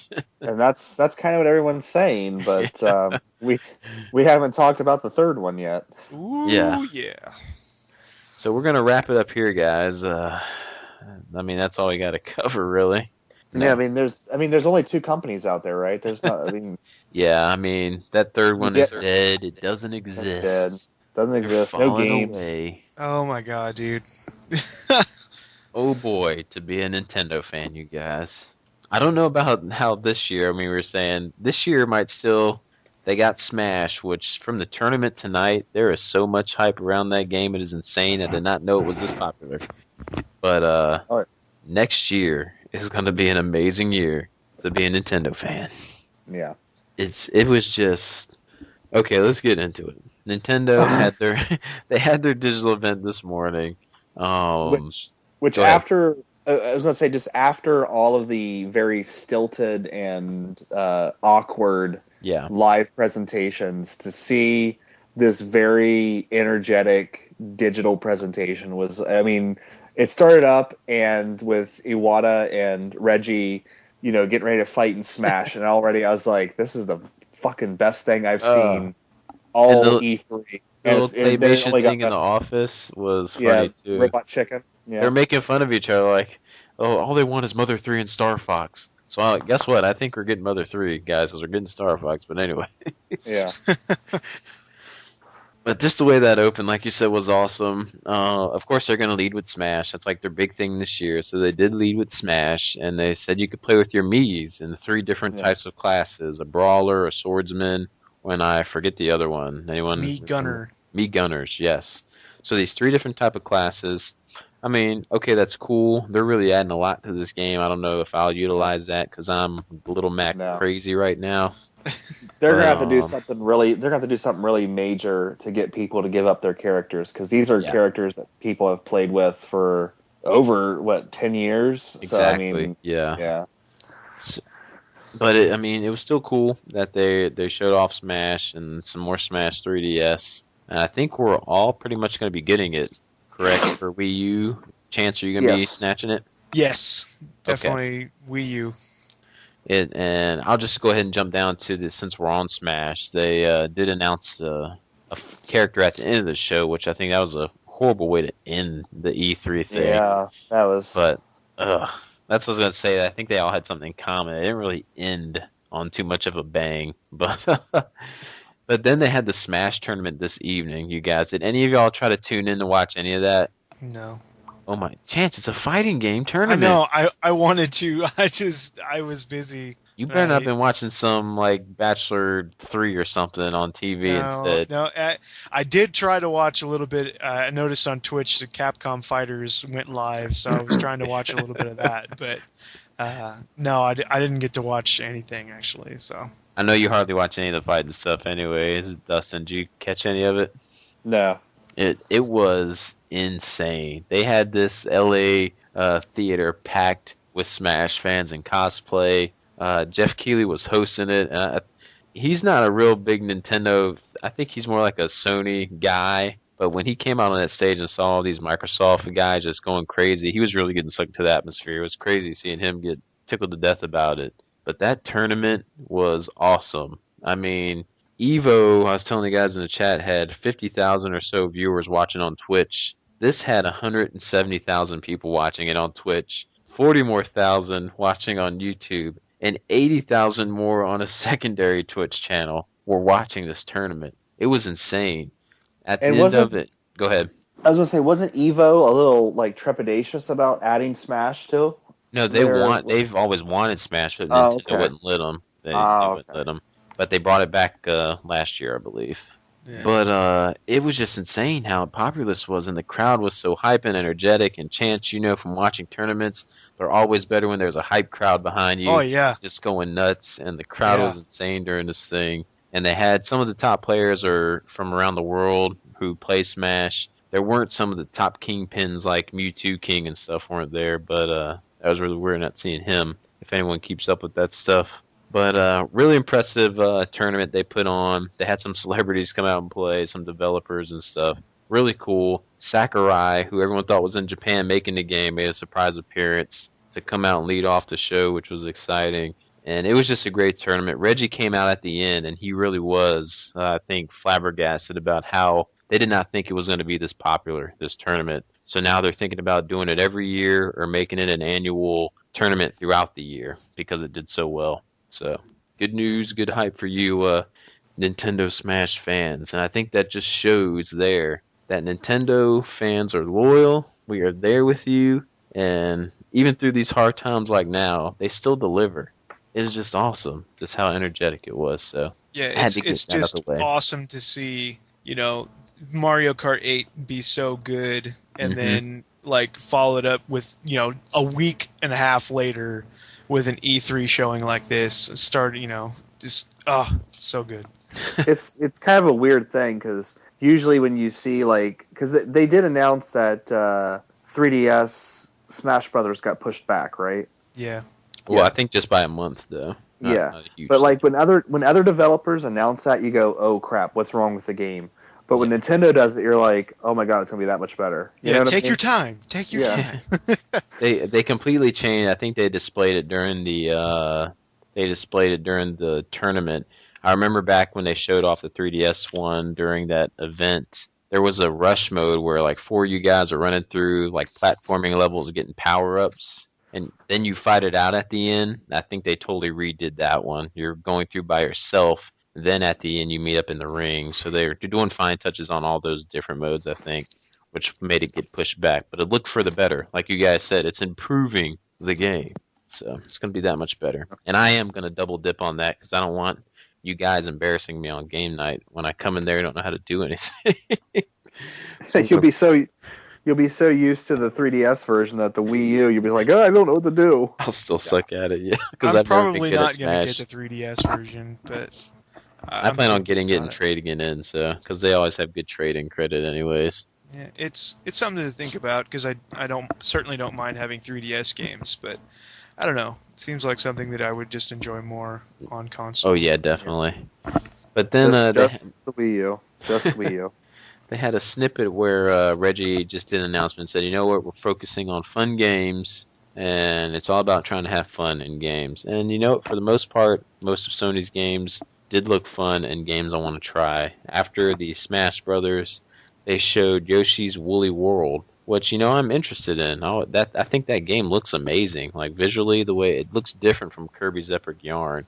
Yeah. It just kind of the artistic style kind of pops to me. It looks more traditional than the Yoshi's Island 3DS one you got. It looks more like a decent Yoshi game, so it's one I'll probably try. What about you guys? I was actually pretty fascinated by it. I Yeah. don't know. I never played Kirby's Epic Yarn, but I tell you what, just watching this trailer for this game really made me want to go play that. Hmm. Like, I don't know, I'm not even the biggest Yoshi's Island fan, and the gameplay looks kind of similar. I mean, I don't know how closely related it is, but I don't know. It looked like a lot of fun, and I probably will be getting this one too. I thought the art style looked amazing. I was kind of captivated by the visuals. Hmm. I don't know about the gameplay. It seems kind of slow, but It is very slow, yeah. Yeah. yeah. But the problem I had with it is like that part of the conference just went on way too long. Yeah, Uh, Yoshi's Woolly World was a little bit of a stretch. Yeah, they spent a lot of time talking to the developers, and Yeah.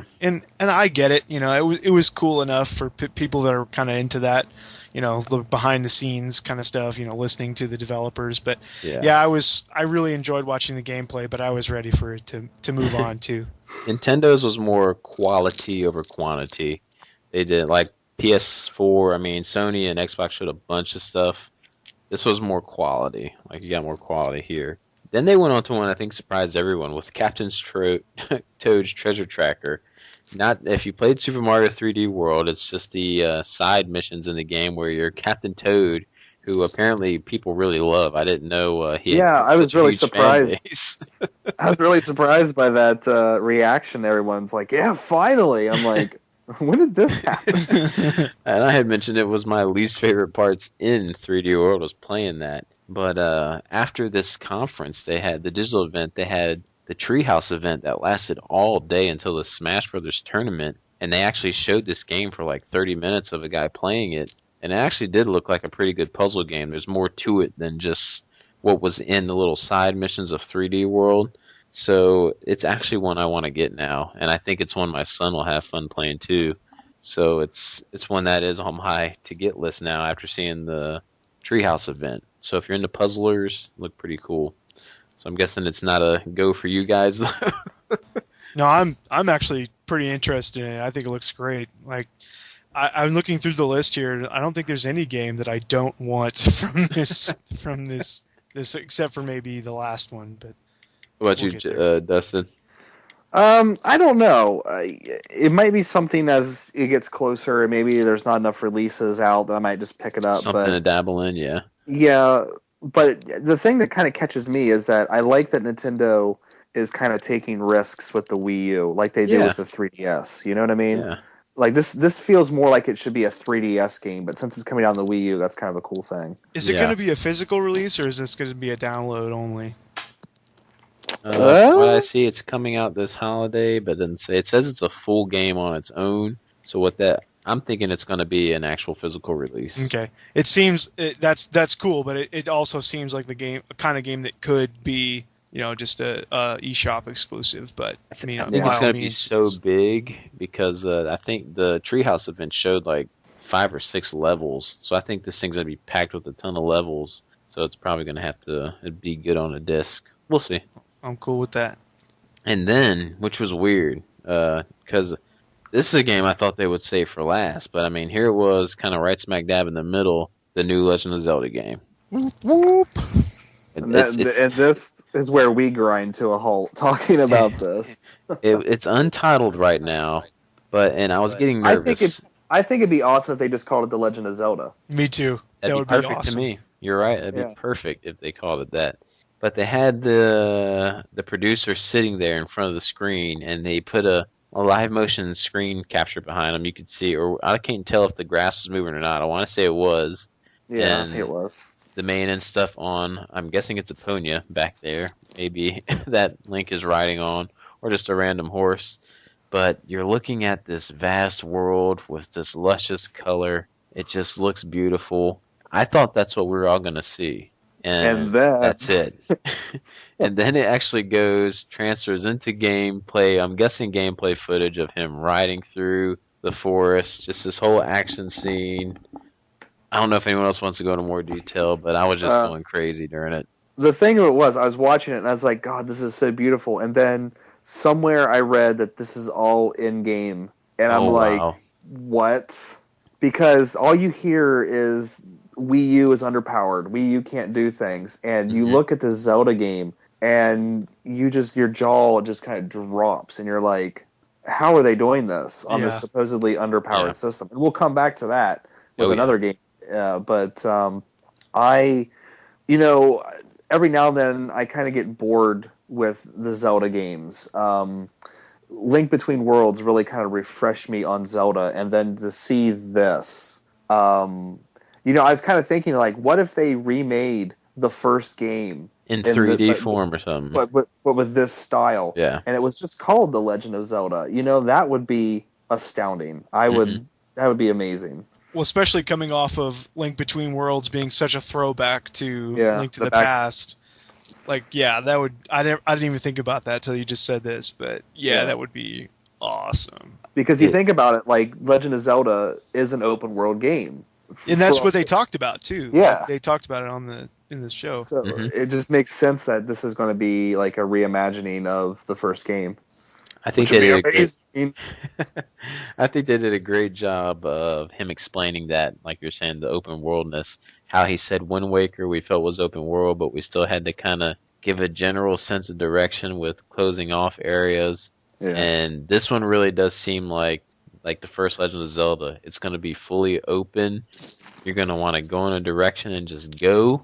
You're going to go in a dungeon. Hopefully you went in the right one. You'll find out if you got the right items or not when you go in it. We'll see. It Pretty seems much, like if you can awesome. see it, you can get there.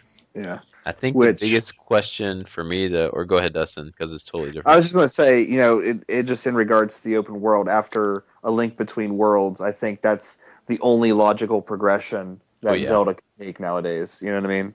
Yeah. 'Cause It- Skyward Sword, in a lot of ways, felt very, I don't want to say linear, but it felt very small. Yeah, it felt very compared to, like, closed to me, very tight. Yeah. So, still a fun game. I liked it, but this seems very ambitious. It almost makes me wonder. It's going to seem It's going to be so good. I don't know how they'll be able to top it with the next one. But I think a lot of questions people were having before it got announced. I think everyone's pretty confident we would see a Zelda or something here. How it was going to look. We Yeah. saw that old footage of what Zelda could possibly look like. This is a complete 360 from that. This is not what I pictured them showing. I thought it was Yeah. going to be dark, like they were kind of showing off. But again, Nintendo's not afraid of color, like other Yeah. companies seem to be. And this just looks vibrant and beautiful. Oh, it's so amazing. Love it. I'm a fan of the darkness of Twilight Princess. I like that Hmm. dark, gritty version of Hyrule. But there's just something about it's almost cell shaded, Yeah. and there's just something about it that just feels so perfect. And I kind of felt that way about Skyward Sword too, because it was like that realistic Twilight Princess, but it was just brighter and more vibrant. I think we're gonna get the flip side of that coin though on the other game. Like I think it's the Hyrule Warriors Mm-hmm. is gonna have a lot The more of that Twilight Princess. Yeah. Yeah. But it just to round out how the trailer was, man, that echo that comes in is taking me off. But the trailer was that this enemy pops out of nowhere, starts chasing Link on his horseback to this kind of watered bridge area. Bridge breaks. Link fires off some arrows, and then you get a shot of Link. And this is where people think some controversy might come in again with Link's look. What do you guys think of Link's look? I think people are already complaining he looks too feminine. Get over it. What do you want him to look like? You want to look like Marcus Phoenix from Gears of? I mean, what did people want him to look like? I don't understand. He's Well, looked this way for like 20 years. I people don't will know what they find want. anything, Dustin, man. They're gonna Yeah. find anything. What do you think, Chance? I had actually the person I was watching was actually Maximilian, and there was a couple of people there with him, and they said that they thought for a moment that it actually might have been a girl, not just a feminine-looking Link. It's like, wait, what if this is Zelda or something? You know, what if this is someone else? Like it's not Link. It's like, That well, was actually a that hot might be debate. pretty cool. Someone on Game Trailers had did a thing how they'd like to see what changes they could do in Zelda, and he mentioned it'd be cool if you could choose whether to be a male or female, like mix it up a bit. Why does it always have to be going after Zelda rescuing a princess? Why can't it be a girl helping to rescue her too? And he caused a lot of stir with that. So I was kind of thinking the same thing too. Like, could this be a girl on this horseback? Because I saw the hair kind of flowing out, and when it wasn't, I was like, "Oh, it's Link." But I never got confused. Like once the Yeah. hood came off, that Yeah, it wasn't. it's not a disappointment to see that it's just Link, but Yeah. it definitely was kind of nice to have that question. Hmm. Wait a minute, and then I don't know, something kind of a cool idea, which also kind of beckons to Hyrule Warriors, something that I'll talk about when we get there too. Yeah. So just looking at it, I don't know. The bow looked kind of special, so I'm wondering if the story's going to revolve around this bow. Not sure what's going on with it, but they did say 2015 release date, which I hope is concrete. But seeing that this is the first time we saw footage from it, and how I got let down by another game getting pushed back to 2015, I hope it is true because it'd be great to see this come out next year. It just looked beautiful. So I think we can all agree, Zelda. I think just the reaction of being in the chat when that came up and just seeing everybody like it was literally like just line after line of oh my god, oh my god, oh my god, I can't believe this. This is astounding. It's just like just the awe and the shock and Yeah. awe of seeing the game, which us talking about it is not going to do anything for you. Go find the footage and watch it. Yeah. You're just I mean even like my girlfriend's a big Zelda fan, and I sent her a link to it, and she watched it, and she's like, when you get that, I'm playing it, and it's Awesome. yeah, And then they went from, I don't know, when you show Zelda, I'm like, okay, it's early in the show. I mean, we're going to see Star Fox, Metroid. Here comes the gauntlet. They're laying it down. Then it was Pokemon Omega Ruby and Sapphire. yeah, no. And it's just like, oh, But I am pretty excited about these games because this was actually the generation that I skipped back in the day. So I don't know. I really wanted to get X and Y when they first came out, and I kind of put it off and put it off and put it off, and I still kind of want to play it, but now I think I'm really just gonna go ahead and go with this because I think I need to get my Pokemon fix. I think this is the one. The X was good enough for me. I'm settled on Pokemon for a while, so it's a pass from me. I think I can answer for Dustin. He's passing as well, so we can Yeah. move on. We'll move on. But it was cool to see. It looked pretty again. It looked like the X versions, like the same graphics Yeah. and stuff. They know where their money's at, Yep. and Oh yeah. that thing's going to sell through the roof. Yep, So they're yeah. not gonna have a single problem because it harkens to Pokemon fans, in general, but also like yeah, the nostalgia fans, the people that did play the original Mhm. Ruby and Sapphire, are gonna double dip probably. Yeah, Like if you're a big fan of those games, you're probably gonna have both versions. yeah. You're gonna spend $80 and get them both. And I wonder if people are like the reaction to that. If people are like, "Oh God, another Pokemon game," you know what I mean? Like all Nintendo does is just rehash their shit while they go get in line and pre-order Assassin's Creed 45. Yeah. You know? Oh. But then they went on another. They announced they showed some more footage from a game that a lot of people were getting worried might have been canceled. But Bayonetta 2 with the surprise edition of Bayonetta 1 Bayonetta being 1. included. Oh man. So That this is. is. Go ahead, Dustin. I was just gonna say that is an absolute no-brainer. Yeah. Because I have Bayonetta 1 on my PS3, and everyone's like, "Oh, you bought the bad version. It doesn't play very good." So I've never threw it in, but that's perfect. I just hope it's not like a digital code. Like I hope it's on a disc. You know what I mean? I don't It know. looks like a different. I saw Bayonetta wearing outfits of Nintendo characters, so I wonder if that's in the first one or the second one. That's for. I think it's in the second one, but I could be wrong. Okay. But I mean, that's going to be a must buy for me. I'm like halfway through the first one, but I just stopped playing it. Not sure why, but I will definitely buy this and replay the first and second one again. And it is coming out this year, so there is a game for us fans or for us Wii U owners coming out in October. So something to pick up. So after that, they did follow with another game that I was glad to see is coming out this year in September, Hyrule Warriors. And I think a lot of us, I was wanted to see more on it because I'm not a huge Warriors guy. I know Dustin, you're not a huge Warriors guy. Chance, I don't know if you were or not before this got announced. But No. after seeing the gameplay today and stuff, and watching again the Treehouse event, you guys had 30 minutes of gameplay footage of them just playing this. I'm sold on it. I'm getting Yep. this game. Me too. Yeah, I watched about 10 minutes of the treehouse session, we'll Yeah. call it, and it looks so good. I think this is going to be awesome. Dustin? Yeah, I was kind of lukewarm to it when they announced. I was like, yeah, it's a cool idea to do, but after watching it, I'm just like, God, that looks like so much fun. And I've never been like a real big Warriors person anyway, but I think it's the Zelda coat of paint that just It kind of is. makes That's what it is for me. The characters you'll be able to choose as. It seems like it's going to have a vast selection, hopefully. And I hear in these games, the move sets can get kind of repetitive. I know, but it's kind of nice to see. I didn't know there were like boss characters in these games, like that dragon they were fighting. I was like, whoa! Yeah. I only thought you fought captains and guards, but this is throwing in bosses. That's pretty cool. Yeah.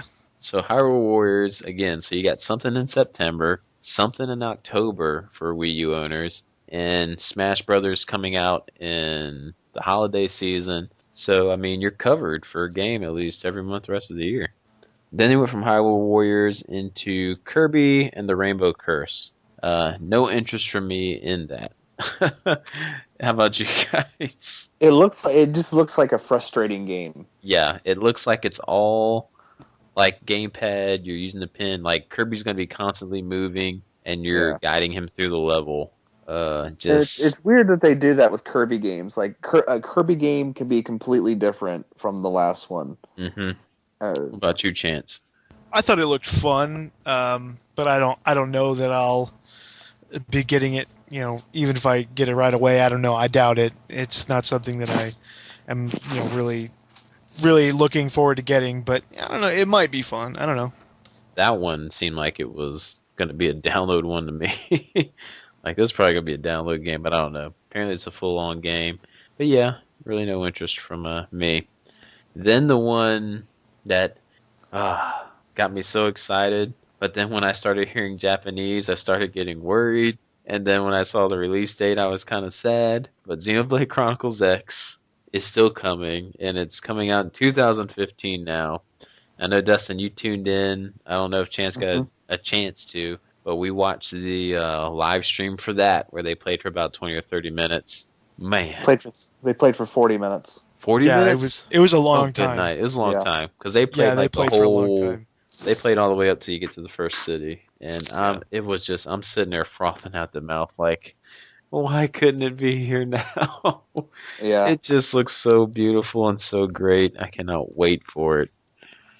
I, I I don't even know what to say because I mean just a huge fan of the first game on the Wii, and we all looked at Xenoblade Chronicles and we were like, how are they doing this on the Wii? And I'm Hmm. looking at this game and I'm like, how are they doing this on the Wii U? Like the draw Yeah. distance is just miles, and these huge creatures you're fighting. It's so like I think I wrote it on the AGP fan page about how Nintendo must or Monolith Soft must have made a pact with Satan because there's no way that anybody could get like that out of the Wii U unless they've got some help from a lower power. But man, It's it's so gorgeous, and like the combat just looks amazing. I can't wait for it. yeah, it looks like it holds tried and true to that Chronicles gameplay. Yeah, The one thing I'm kind of it's getting weird seeing, but I'm sure I'll get used to it. Is all the guns in it. yeah, Uh, that's a bit that, weird, but yeah, that was a weird thing seeing. I was like, wow, it's a lot of gun shooting going on in this game. But then he would switch up to the sword and stuff. I know, mhm. Chance, you haven't gotten a chance to play through Xenoblade Chronicles yet, but what is X looking like to you? A must own for you? Yes, absolutely. And I'm not going to be dumb enough to not buy a copy when it first comes out. But really, after watching even just the trailer, but not, let alone the gameplay um, that we got to watch later on, was like my immediate thought was, man, I need to go home and play the first game now. Like, I need to throw it in like right now, Oh, it's so and good. and hopefully have it done by the time that X comes out because it looks awesome. It just, like I said, looks more of the same. Just every battle they were going in, the enemies seem huge. They're fighting level twos that were bigger than them. I was like, just the scale of the enemies is kind of frightening. And you really had to. I mean, he died a couple times. I mean, you had to watch what you're Yeah. doing with these enemies, or you're gonna die, man. So that's what I like. It would look challenging. You have to stay on your toes, and it just looked beautiful. And that's where Well, we and can get into our rant session. Go ahead, Chance. It looked beautiful to some people. Yeah, he was a bit distracted while he was playing too, because I remember yeah. like one battle he's trying to do something in the menus, but he can't read Couldn't Japanese, so read the it. guy was like having to translate for him. Just like, we'll go here, Hmm. here, here, and here. It's like, oh well, crap, Yeah, I can't read Japanese. So exactly. I think that obviously if it was in his first language, then he would have had an easier time with some of those battles that he was having trouble with.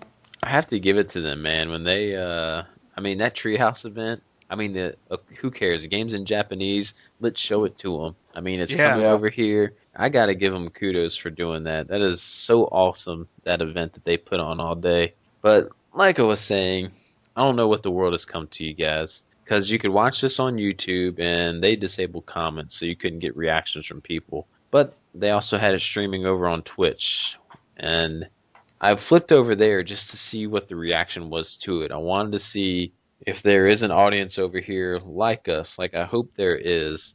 And at the time, there were about 84,000 people watching it. And I would see the comments, oh, looks great, looks amazing, people defending it. They couldn't wait. But the majority of the crowd was just ripping. They said the game just looks horrible graphically. Like it just looks disgusting. Or like, oh, look at the frame rate stuff. I was like, one thing, it's streaming, so that could be an issue. But Yeah. I couldn't see any problems with that. And people would say something like, Oh, that's fake draw distance. It gets foggy the further back it goes. Who cares? Look how far back it's going. But people Yeah. were ripping it. They were thinking it was a Monster Hunter ripoff. I guess they never played the first game. But I mean, it seemed more negative feedback in that chat room than positive. And that made me so sad and ticked off. I couldn't believe what I was seeing. Well, that kind of makes me think of, because I'm playing Far Cry 3 right now, hmm and that game has a very big draw distance, very large map, and hmm it has very detailed characters in the game. And sometimes that game is choppy as fuck. hmm Okay, like especially when you're watching cutscenes and you're seeing these people, they just move very stutteringly. The entire time I'm watching Xenoblade, everything just seems silky smooth. Yeah. And I'm just like, think about how big the game world is, because we've played Xenoblade 1, and if you can see it, you can go there. Yeah. And I'm pretty sure that's probably how this game is going to be too. Why would they change that formula if it's the same series? So you think about just how big these game worlds are and how big I mean, this thing's probably already pushing the Wii U, maybe not to its limits, but it's probably, pushing it more than any other game on the system has. And Oh people yeah. are just like, this looks horrible. Ignorant. I don't get it. I don't. It's just that same old Nintendo hate that we hear so much, Exactly. And it's like they criticize Nintendo for not having these things, and then once Nintendo gives them these things, well, it's not good enough. Well, It's not good enough. it Not started to enough. click into me too that it was the Twitch audience, and you got to know what the Twitch audience is. It is mainly probably teenagers, and it is like a League of Legends, like Call of Duty, Battlefield. Oh, It's a because League, multiplayer crowd. It's not yeah, a RPG crowd. because League of Legends is the pinnacle of graphics Oh in my Yeah. gosh. video gaming. It just really how can you look at this game and say it's ugly? I mean, Yeah. I can't say that about even Aliens Colonial Marines. I mean, I The know only it's thing, it's I can still see an alien. I don't think it's ugly. It's not on par with another game, but it ain't ugly. I mean, I don't yeah, know. the only thing I noticed that I was kind of interested in was that the character models look more like Xenosaga character models than they do like Xenoblade They did. character models. Yeah. And it was weird that we create our main character. So I wonder if I didn't see the main character talking any though. I hope he does because that was kind of like a thing with Xenoblade Chronicles, the first one. I mean, playing as every character was talking. It'd be kind of weird if you had one that didn't. But I don't Yeah. know. That's just me. It's Still just it's gonna be awesome weird playing the it's gonna be weird playing the game and not knowing what time it is. though. I did see. Well, I Because it'll remember never, seeing 'cause it'll, Shulk. yeah, but it'll never be Rhine time. It's wine time. You can create Rhine, and it can be Rhine time Okay. because the customization looked pretty in depth. But yeah, that's despite all the I'm just hoping they were trolls in the chat over there. Yeah. Despite all them, this game just looks awesome. So thankful Nintendo is just bringing it out here right And along I with think from the beginning. I think Nintendo's going to be smarter this time and not make it a GameStop exclusive. I think that kind of just blew up in everyone's face. So, Chance, I Yeah. don't think you need to worry about getting it right away, but Well, I'm going to anyway, yeah, just to remove any doubt. And I kind of, for some reason, this website got out of order, but they did announce a couple other things, like near the beginning, the amiibos, oh the yes, figurines that you can put on the Wii U gamepad. I'm not quite too sure what the idea behind them is yet, but I'm interested in the figures alone, just to yeah, collect the figures because they're I just want the Nintendo. figures. Yeah, I have no intention of using them for anything because Mhm. I didn't really understand like. I guess like if you want to play as Link, you have your Link figure, and somehow it downloads your information. Stats, yeah, Yeah, but I just want the Link figure. I don't want to use it yeah. for anything. What about you, Chance? Well, I've been kind of interested in the Skylanders thing. I don't know. I think it's kind of a cool concept, hmm and I know that like the Skylanders people are working with Nintendo to make these amiibo things, and I think the idea is really cool. And I'm like you guys. Like I probably will never actually use the figure to do what it's made for, but I think it's very cool though. Like Yeah. I appreciate what they're doing with it, and it's definitely going to appeal to a younger audience too, like to collect these Mario figures and things like that to use with their games.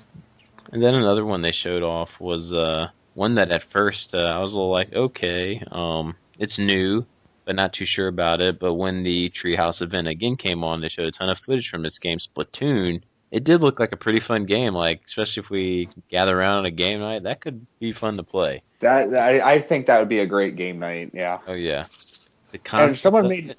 Go ahead. yeah. I was just gonna say someone made the comment that leave it to Nintendo to make a non-violent shooter. Yeah, it reminds me a lot of Plants vs Zombies Garden Warfare. Like, Hmm. I don't know, while I was watching it, that's the way I felt. Like it was like this a similar style of shooter, and I thought it looked cool enough. Yeah. I don't know if I'll be getting it right away, but definitely if we do a game night, I think it will be one that'll be really fun. Now, did they say that was going to be digital only, or is that Let's see physical? in this description. New multiplayer title to 8 players, 4-on-4 control territory. Don't know. I Doesn't say kind of got the anything here. feeling that it was digital. I It don't know probably why. could be if it doesn't have a huge map variety. Well, since it's an online, pretty much an online only game, I guess I wouldn't be surprised. Yeah. Yeah. So it looks, but from just to explain it real quick, like from reading this description, it is a 4-on-4 multiplayer title where you're trying to control territories, which is pretty much the whole map. You're carrying around paint and you're trying to paint the whole board, and by the end, whatever side has the most paint covered on the board wins. But the way you move throughout the board, you move faster if you're walking on your paint. You can turn into a squid and like swim underneath the water of your paint. You can hide out in it and pop up and shoot enemies because you can shoot enemies with your paint, and it will kill them and make them have to respawn at their base. And there are different weapon types you can get in the game. It just looked like you're saying, Dustin, like a really fun, non-violent type of shooter. Like a Yeah. lot of thought will have to go into this, whether you want to hang back and keep your paint up at your base, push forward, like how you want it. It's a lot of depth probably to this that we're not like a normal person really think of. Looks Yeah, like and I a lot of think fun. I think that shows kind of the strength of the Treehouse event because when I saw it in the direct, I was kind of like, oh, that it looks fun, but whatever. And Hmm. then kind of watching them play it in the Treehouse, I was like, that's actually really, really deep and really good. Like once you see like the mechanics, like in other hands, it would just be a boring thing. Like, well, you just paint and gain territory, but like there's all these different effects of the paint and how it affects your movement in the stage. And I'm just like, well, that's really pretty awesome. Oh yeah, So I'm actually, I mean, I'll probably if enough people want to get it and play it, I'll probably get it. an online shooter that Dustin will play. Woo! Whoop whoop. Yeah, yeah, But yeah.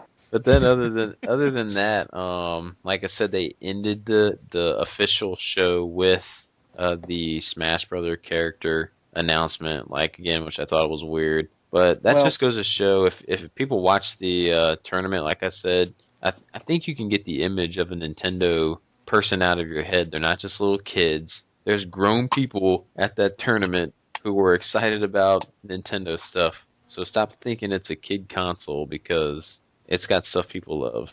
yeah. You're going to say And something, Dustin, to interrupt I you. was just going to say, it makes, on the one hand, people were kind of bitching because there was so much Smash, Hmm. but it makes sense because, I mean, one, that's kind of the next cash cow. I mean, Yeah, Mario Kart, yeah. it's out. We're not going to push Mario Kart anymore. Hmm. And Smash is going to sell through the roof. Mario Kart was a system seller. Smash is going to be a system seller. Yeah. And it makes sense for them to really push it, but at the same time, there was a bit too much of Smash Hmm. because there was a Wii U game that didn't even get announced in their. Yeah.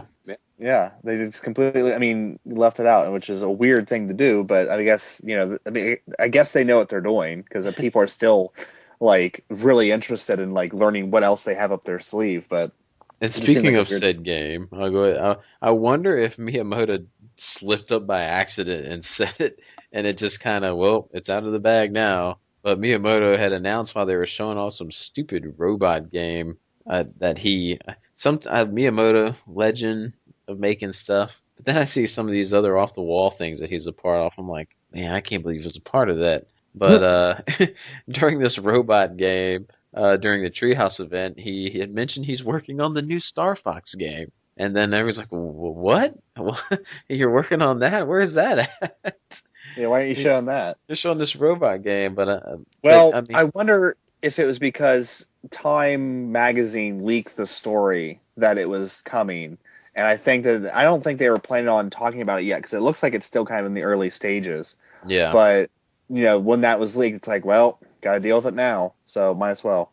From what I can get, apparently it actually is supposed to be coming out in 2015, which I don't think they need to do now because 2015 looks so strong. I think if they need time, I think 2016 can be your Metroid and Star Fox year because they got a bunch coming out next year with Zelda and everything. I don't know. What do you guys think on that? Do you think they really need to let all their major names come out all in one year? Or should they space it out? Well, if they do kind of blow through everything right now, I mean, what are we going to look Yeah, forward to? Mario exactly. Galaxy 3. Hmm. But that being said, I'm looking forward to Star Fox because I love Star Fox 64. Hmm. It's one of my favorite games. But I don't know if you guys looked into anything on the controls. Like on the TV screen, it's the normal third person perspective view, and then when you look down on your gamepad screen, it's like a cockpit view. Oh, you So saw I a don't picture of it or something? I read that somewhere, and Okay. I don't know like how that gameplay is going to work. You know what I Think mean? it could be like Like, a first person shooter with your Wii moving around the controller? well, there's pictures of Miyamoto playing it, and he's holding the gamepad up to the TV screen, Yeah. and I'm sorry, I don't want to do that. So I'm Holding really a hoping, gamepad up all for about yeah, two because hours. yeah, I don't really want to do that. So I'm hoping that it's just kind of an optional thing that you can sometimes use the first person perspective for something, but mainly you're using the main TV screen. So I guess we'll see how it goes, but that has me a little worried. But that being said, I still really would love to see Star Fox. I enjoy Star Fox. I'm kind of indifferent. I don't know. It's not a series that I've been into really. I don't even have a Star Fox game. I think it'd be cool, it'd be fun to play probably, but I'm not like super like oh my god, Star Fox, but Yeah. Oh my god, Star Fox. But then the treehouse event stuff is going on for the next day or two. So I'm thinking, like you guys mentioned, Mario Kart. I think they're going to announce some DLC probably at during one of Yeah. those times during tomorrow probably because they're going to be showing a lot more stuff. But apparently they did announce more things that might catch people's attention that weren't in the press conference. Mario Party 10, the Fantasy Life game is coming over here apparently now in October. Professor Layton and Phoenix Wright is supposed to be coming in August for anyone interested in those, and a bunch of indie games again too. You're going to get Guacamelee and stuff like that. So yeah, All right, I already have Guacamelee. I haven't played it yet, but I already have it. isn't but there what? still an unannounced 3DS game too? Yeah. Oh Yes, yeah. Let's talk about the speculation there. I didn't even know 'Cause until Scott had said something. So apparently they're announcing an unannounced 3DS game tomorrow, huh? Yeah. And We're everyone's kind of thinking Majora's Mask, but as we were talking earlier, wouldn't that be too much Zelda? Too much That Zelda in that one would game? make 3 Zelda games. Yeah. Like I don't know. So everyone's kind of thinking that that little off the cuff remark about Mother 3 at the beginning of their digital event, maybe we'll get a Mother collection. Because why else would the fuckers say that? That's what I'm Why would they? saying. They have. Just to troll. I don't think they do that. I don't think they would mess with us like that. Yeah, but we don't Yeah. have a Metroid, and they said that too. Oh, it's coming. Just in Yeah. 2016. There's a Metroid in development. I mean, Yeah. as far as I know, Ah, Retro's not doing another Donkey Kong game, so they got to do something. you know what? I think I'll go with you on that, or whoever's on that limb. I'll say it might be the Mother announcement. Yeah. Zelda might be the obvious choice. And during the Smash Brothers conference, Zelda Williams came out, Robin Williams' daughter, and she had the Skull Kid mask in her hand. Could that be a Hmm. sign to something tomorrow? I'm not going to say it won't happen. I mean, that does Yeah, seem like too much Zelda. That'd be 3 games, but you know what? It really could happen. Yeah. it is something people kind of been saying they've wanted. So, and Nintendo recently has been listening. So if it's something we've wanted, they've been giving it to you. So Do we'll I see. want it to be that? No, Yeah. but that's not, of course, my choice. One, I'm not a big Majora's Mask fan, and two, I mean, I can just throw it on my N64. It's not that big of a Yeah, deal. So Yeah. I have it on a GameCube. It's like, eh. So all in all, Nintendo like stole the day for me. I mean, IGN was doing gameplay of a bunch of other games and stuff today. Devil's Third. I mean, a bunch. They yeah, had the list they were going through, but Nintendo, they had me all day. I was Yeah, stuck on all their that's stuff the all whole day long. point. That's the whole point. Is not only did the direct was it just a bang up job and just really good, but the treehouse thing lasted all freaking day and showed people what they wanted to see. Like it was done right all day. yeah. Yeah, I think companies need to take note of how they did it this year. It's going to be interesting to see when all is said and done. I'm still going to be sucked into. I hope all the big sites give credit where credit is due and really clap their hands to Nintendo this year at what they did because it seems pretty obvious who the winner of E3 this year is right now, and it's got to be Nintendo. I don't think there's any Yeah. doubt, right? Uh, like I said, I know I I didn't hate even picking see Microsoft. winners. Hopefully, Yeah. as a gamer, we're all winners. But if we're gonna pick a company, it's got to be Nintendo. Well, like I think about it, and it's like Microsoft. I wasn't even excited enough to watch it, and then Sony just depressed me like completely, and then Nintendo was exactly what I needed because as much as I love Nintendo and love the Wii U, it's kind of a shaky time to be a Wii U owner. It's like you don't know if the games are coming, and you're just like, why did I spend so much money on this system? And then Yeah, to see all of that laid out in front of you, like this is what's coming, you're like, okay, I will follow you on this path, and it was yeah. very. I mean, I was just grinning ear to ear during most of the day, and just sitting there watching that Xenoblade X demo. I was speechless. I was just like, I want this game right. I mean, I don't even care. Don't even put English voice acting in it. Just subtitle it. I will Just play it subtitle now. it, and I'm fine. Exactly. Yeah. What about you, Chance? All hype all day. It was great. Uh, I until this morning, I was like, man, the biggest thing to happen the past couple of days was a Final Fantasy Type Zero fan translation. That's like the Oh my most god. exciting thing that happened for me. But And then then, we but then, go ahead. then they, then they do an HD release Oh my goodness. of Type Zero on PS4 and Xbox One, and it's just like, I wonder if that's why those guys rushed the patch out so fast because it wasn't supposed to come out until August. But maybe they heard You think something or they read caught something. wind?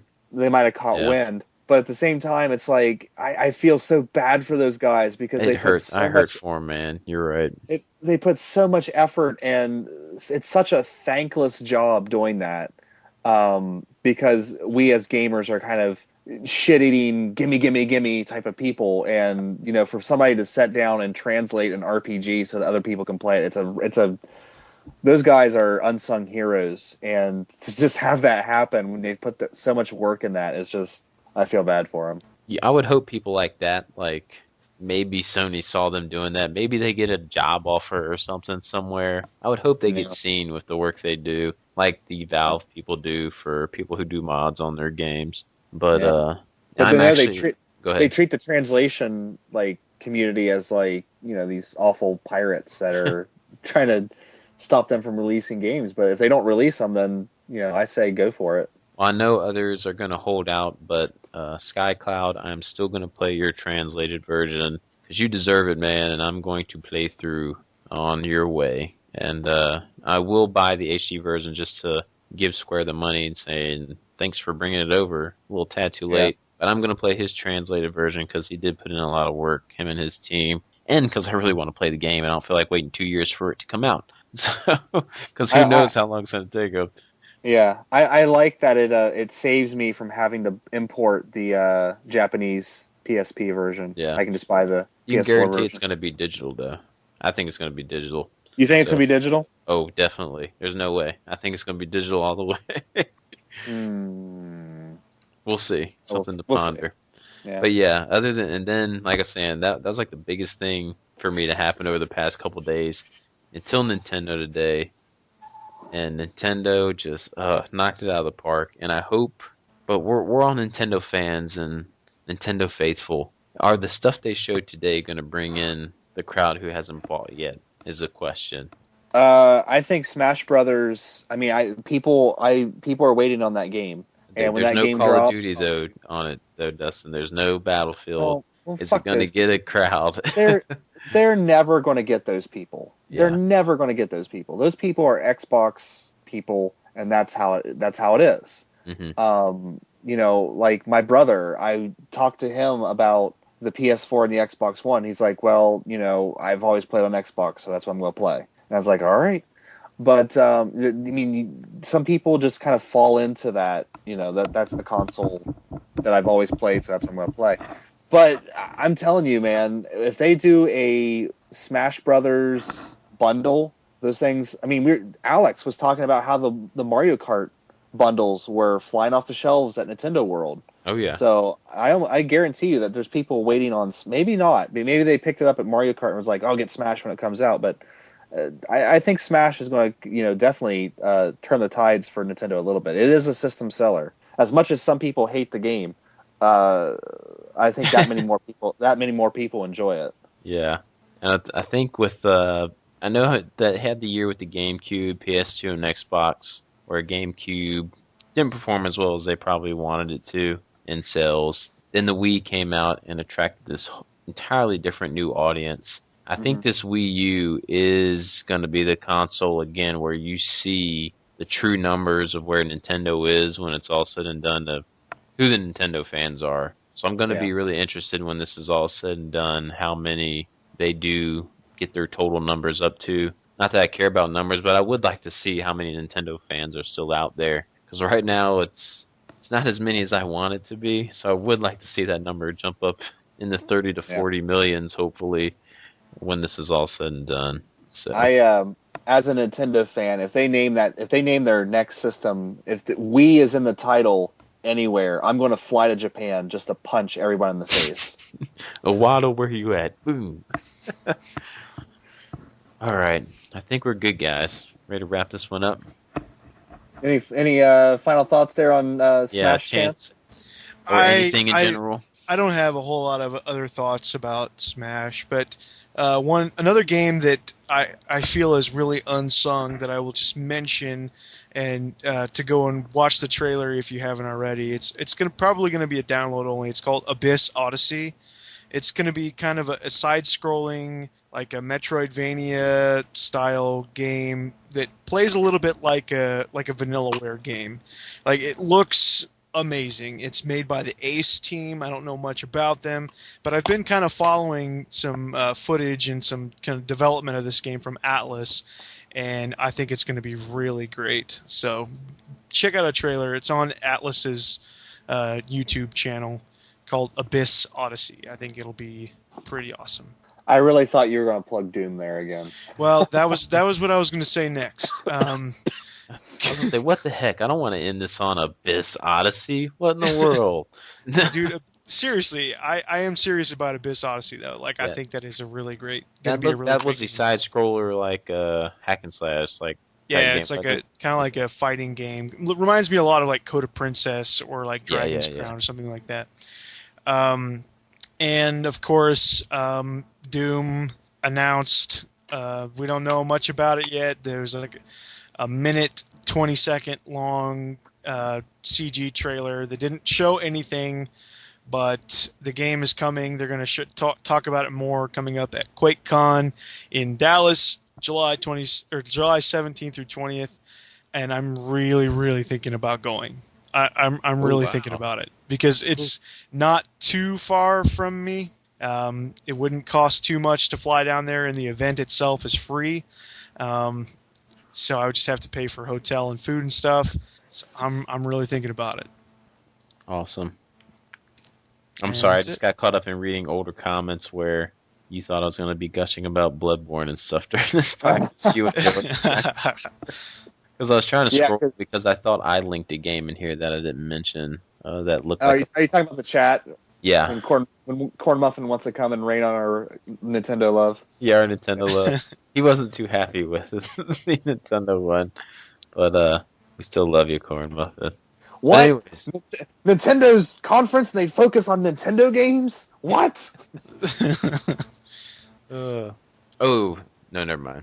Okay, we're good. Yes, so that wraps up our E3 thoughts and discussions. I know there's a couple days left, but this will probably be the only show we do on E3 stuff. If something big happens, we'll just talk about it in the next podcast whenever that happens. So, Yeah. gentlemen, it was a pleasure.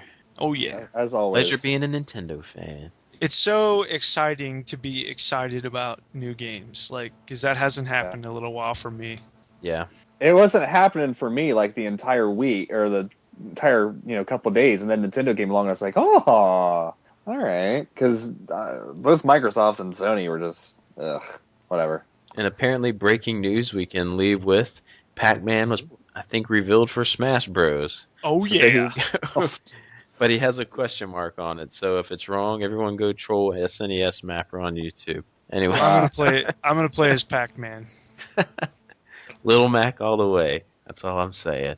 Oh, Jesus. Which was funny. Real quick, I know to keep trying to sign us out. The Invitational, the Invitational was won by a Samus Zero Suit Samus player, and right before they started, Sakurai came out and said, through all the testing, no one knows in the back, but Zero Suit Samus is kind of overpowered right now, and is the probably needs to be toned down for balancing later on. And sure enough, that's a character that wins the game.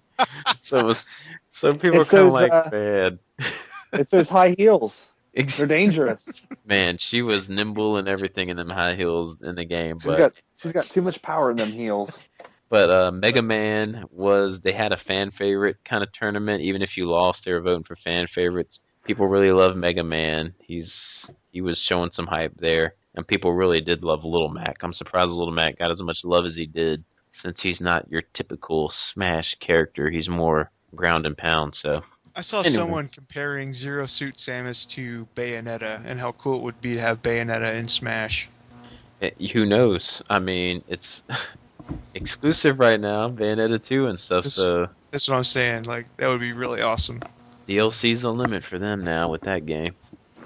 But anyways, that can be enough for now. So, yep. Later, guys. Good night. All right. You know what? Night. And we're done.